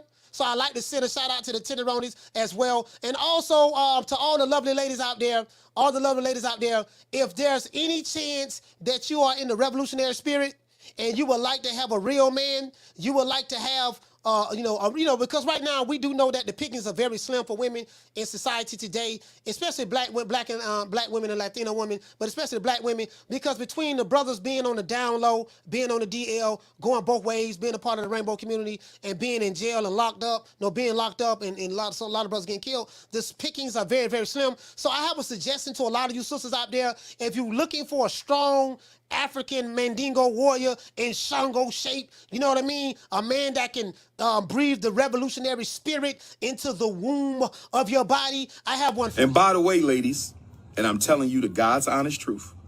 By the way, ladies, I'm telling you the God's honest truth. By the way, ladies, I'm telling you the God's honest truth. I had a dream, and spirit confirmed to me in the dream that I'm supposed to have 2 wives. And since it came to me in my dream, it is official and it is authentic. It was approved by the heavens. They will not be the same complexion, because I don't want to be accused of being a light-skinned supremacist or a dark-skinned supremacist. Well, you know, man, I got to say it one more time. Listen here, man, you know, we're going to go ahead and wrap the show up. But just in case, if Canelo were to get by Jermell Charlo, or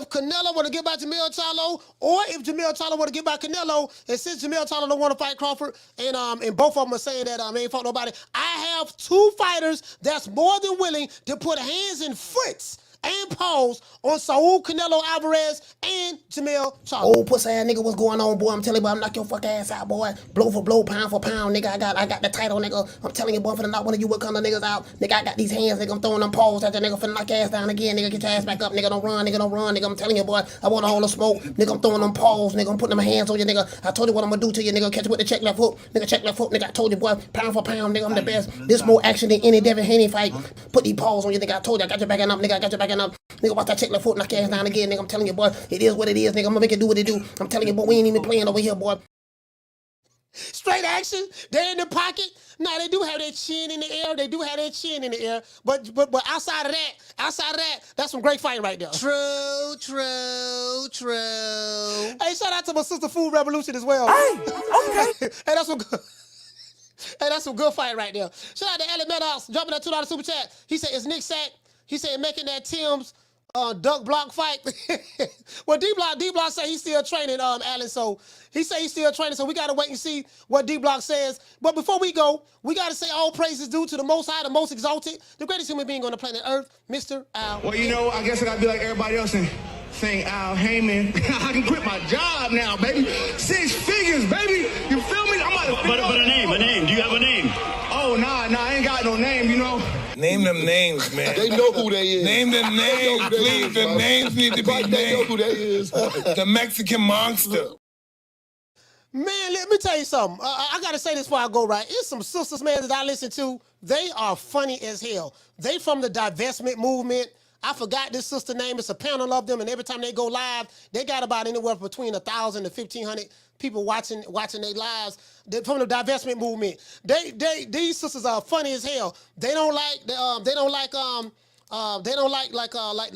Pookies and Ray Rays like the niggas. Like they don't like niggas. They like black men, black women, but they don't like the niggas. They call the sisters who are nigga apologists, mammies, and they like to call these niggas on the street like the ones who like the the ones, because there's a difference between black people and niggas. But the ones who make black people look bad by doing all the crazy bullshit out there, killing each other, killing our own women and children and stuff like that.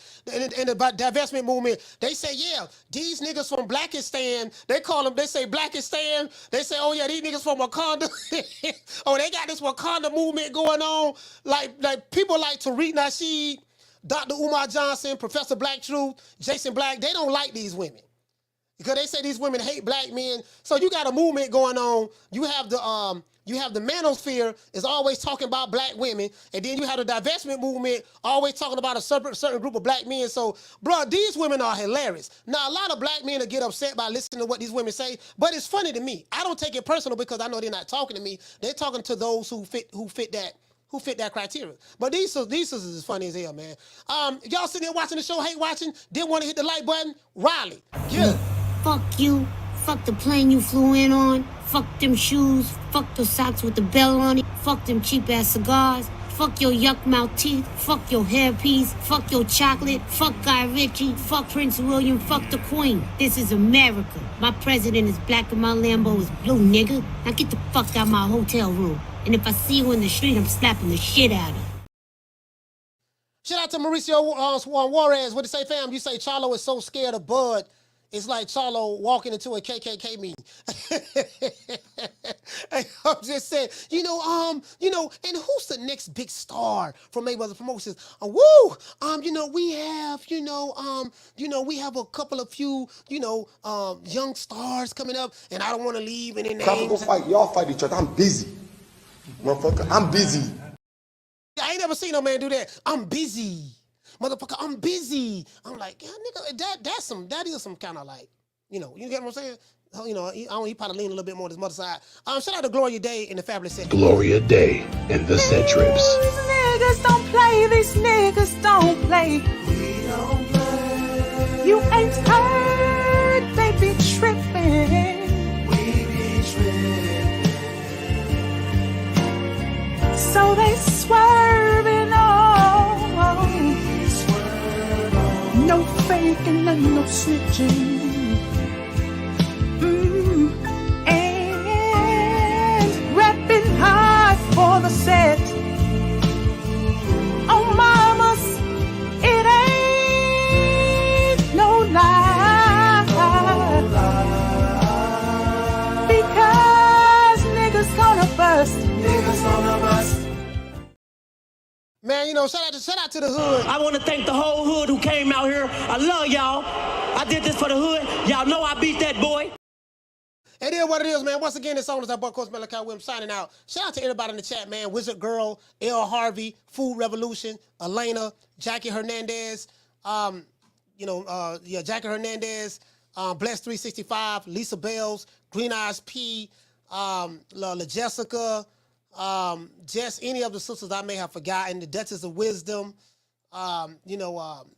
just anybody, any of the sisters I may have forgot. Shout out to my main man, Knockdown 305.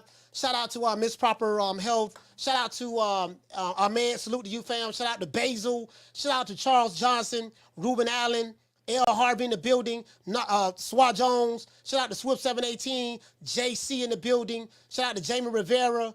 I'm looking at everybody I see in the chat. Shout out to Elena. Shout out to Rockman. Shout out to Flex BX. Salute the Food Revolution. Shout out to Mauricio Juarez. Shout out to Thinkers Think. All praises due to the Most High, the Most Exalted, Mr. Al Heyman. Got to say him now. Chono got to say Al Heyman. Shout out to School of X-Man, Alan Maddox. Salute to Gumby. Brady 12. Dr. Paul Evans. Shout out to Kefren. Thinkers Think. Zepper. It is what it is, man. I try to get everybody I can get. Shout out to Corey Bradley. Shout out to Ben Davis. Hey, okay. Shout out to CJ. Shout out to CJ. What's going on, fam? 626 Jacob. Alan Maddox. Shout out to JC in the building. JC is in the building as well. Hey, okay. See you guys tomorrow, 3 o'clock Eastern Standard Time. You guys know what time it TI is, man. We're going to go out and make it do what it do. We do have a big fight coming up between the two, Canelo Alvarez and Jermell Charlo. I haven't felt the twistity yet for this fight. The twistity like it was with Ryan Garcia and Tank and Canelo and what's his name? Errol Spence. Got to spit it out. Errol Spence and Terence Crawford. I haven't felt the twistity yet, but I think maybe when it get closer in the next 2 weeks, maybe we'll feel the twistity. We will see. But we're going to go out AB style.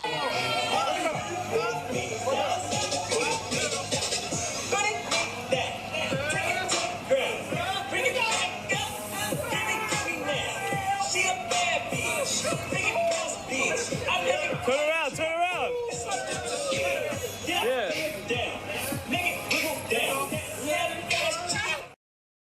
Hey, Food y'all know I rock with Food Revolution, man. She say, all I know is I ain't paying no $85 for this fight. True. Oh, she say, man. Man, you know what? Since we got so many tenderonis here today, man, shout out to the tenderonis, man.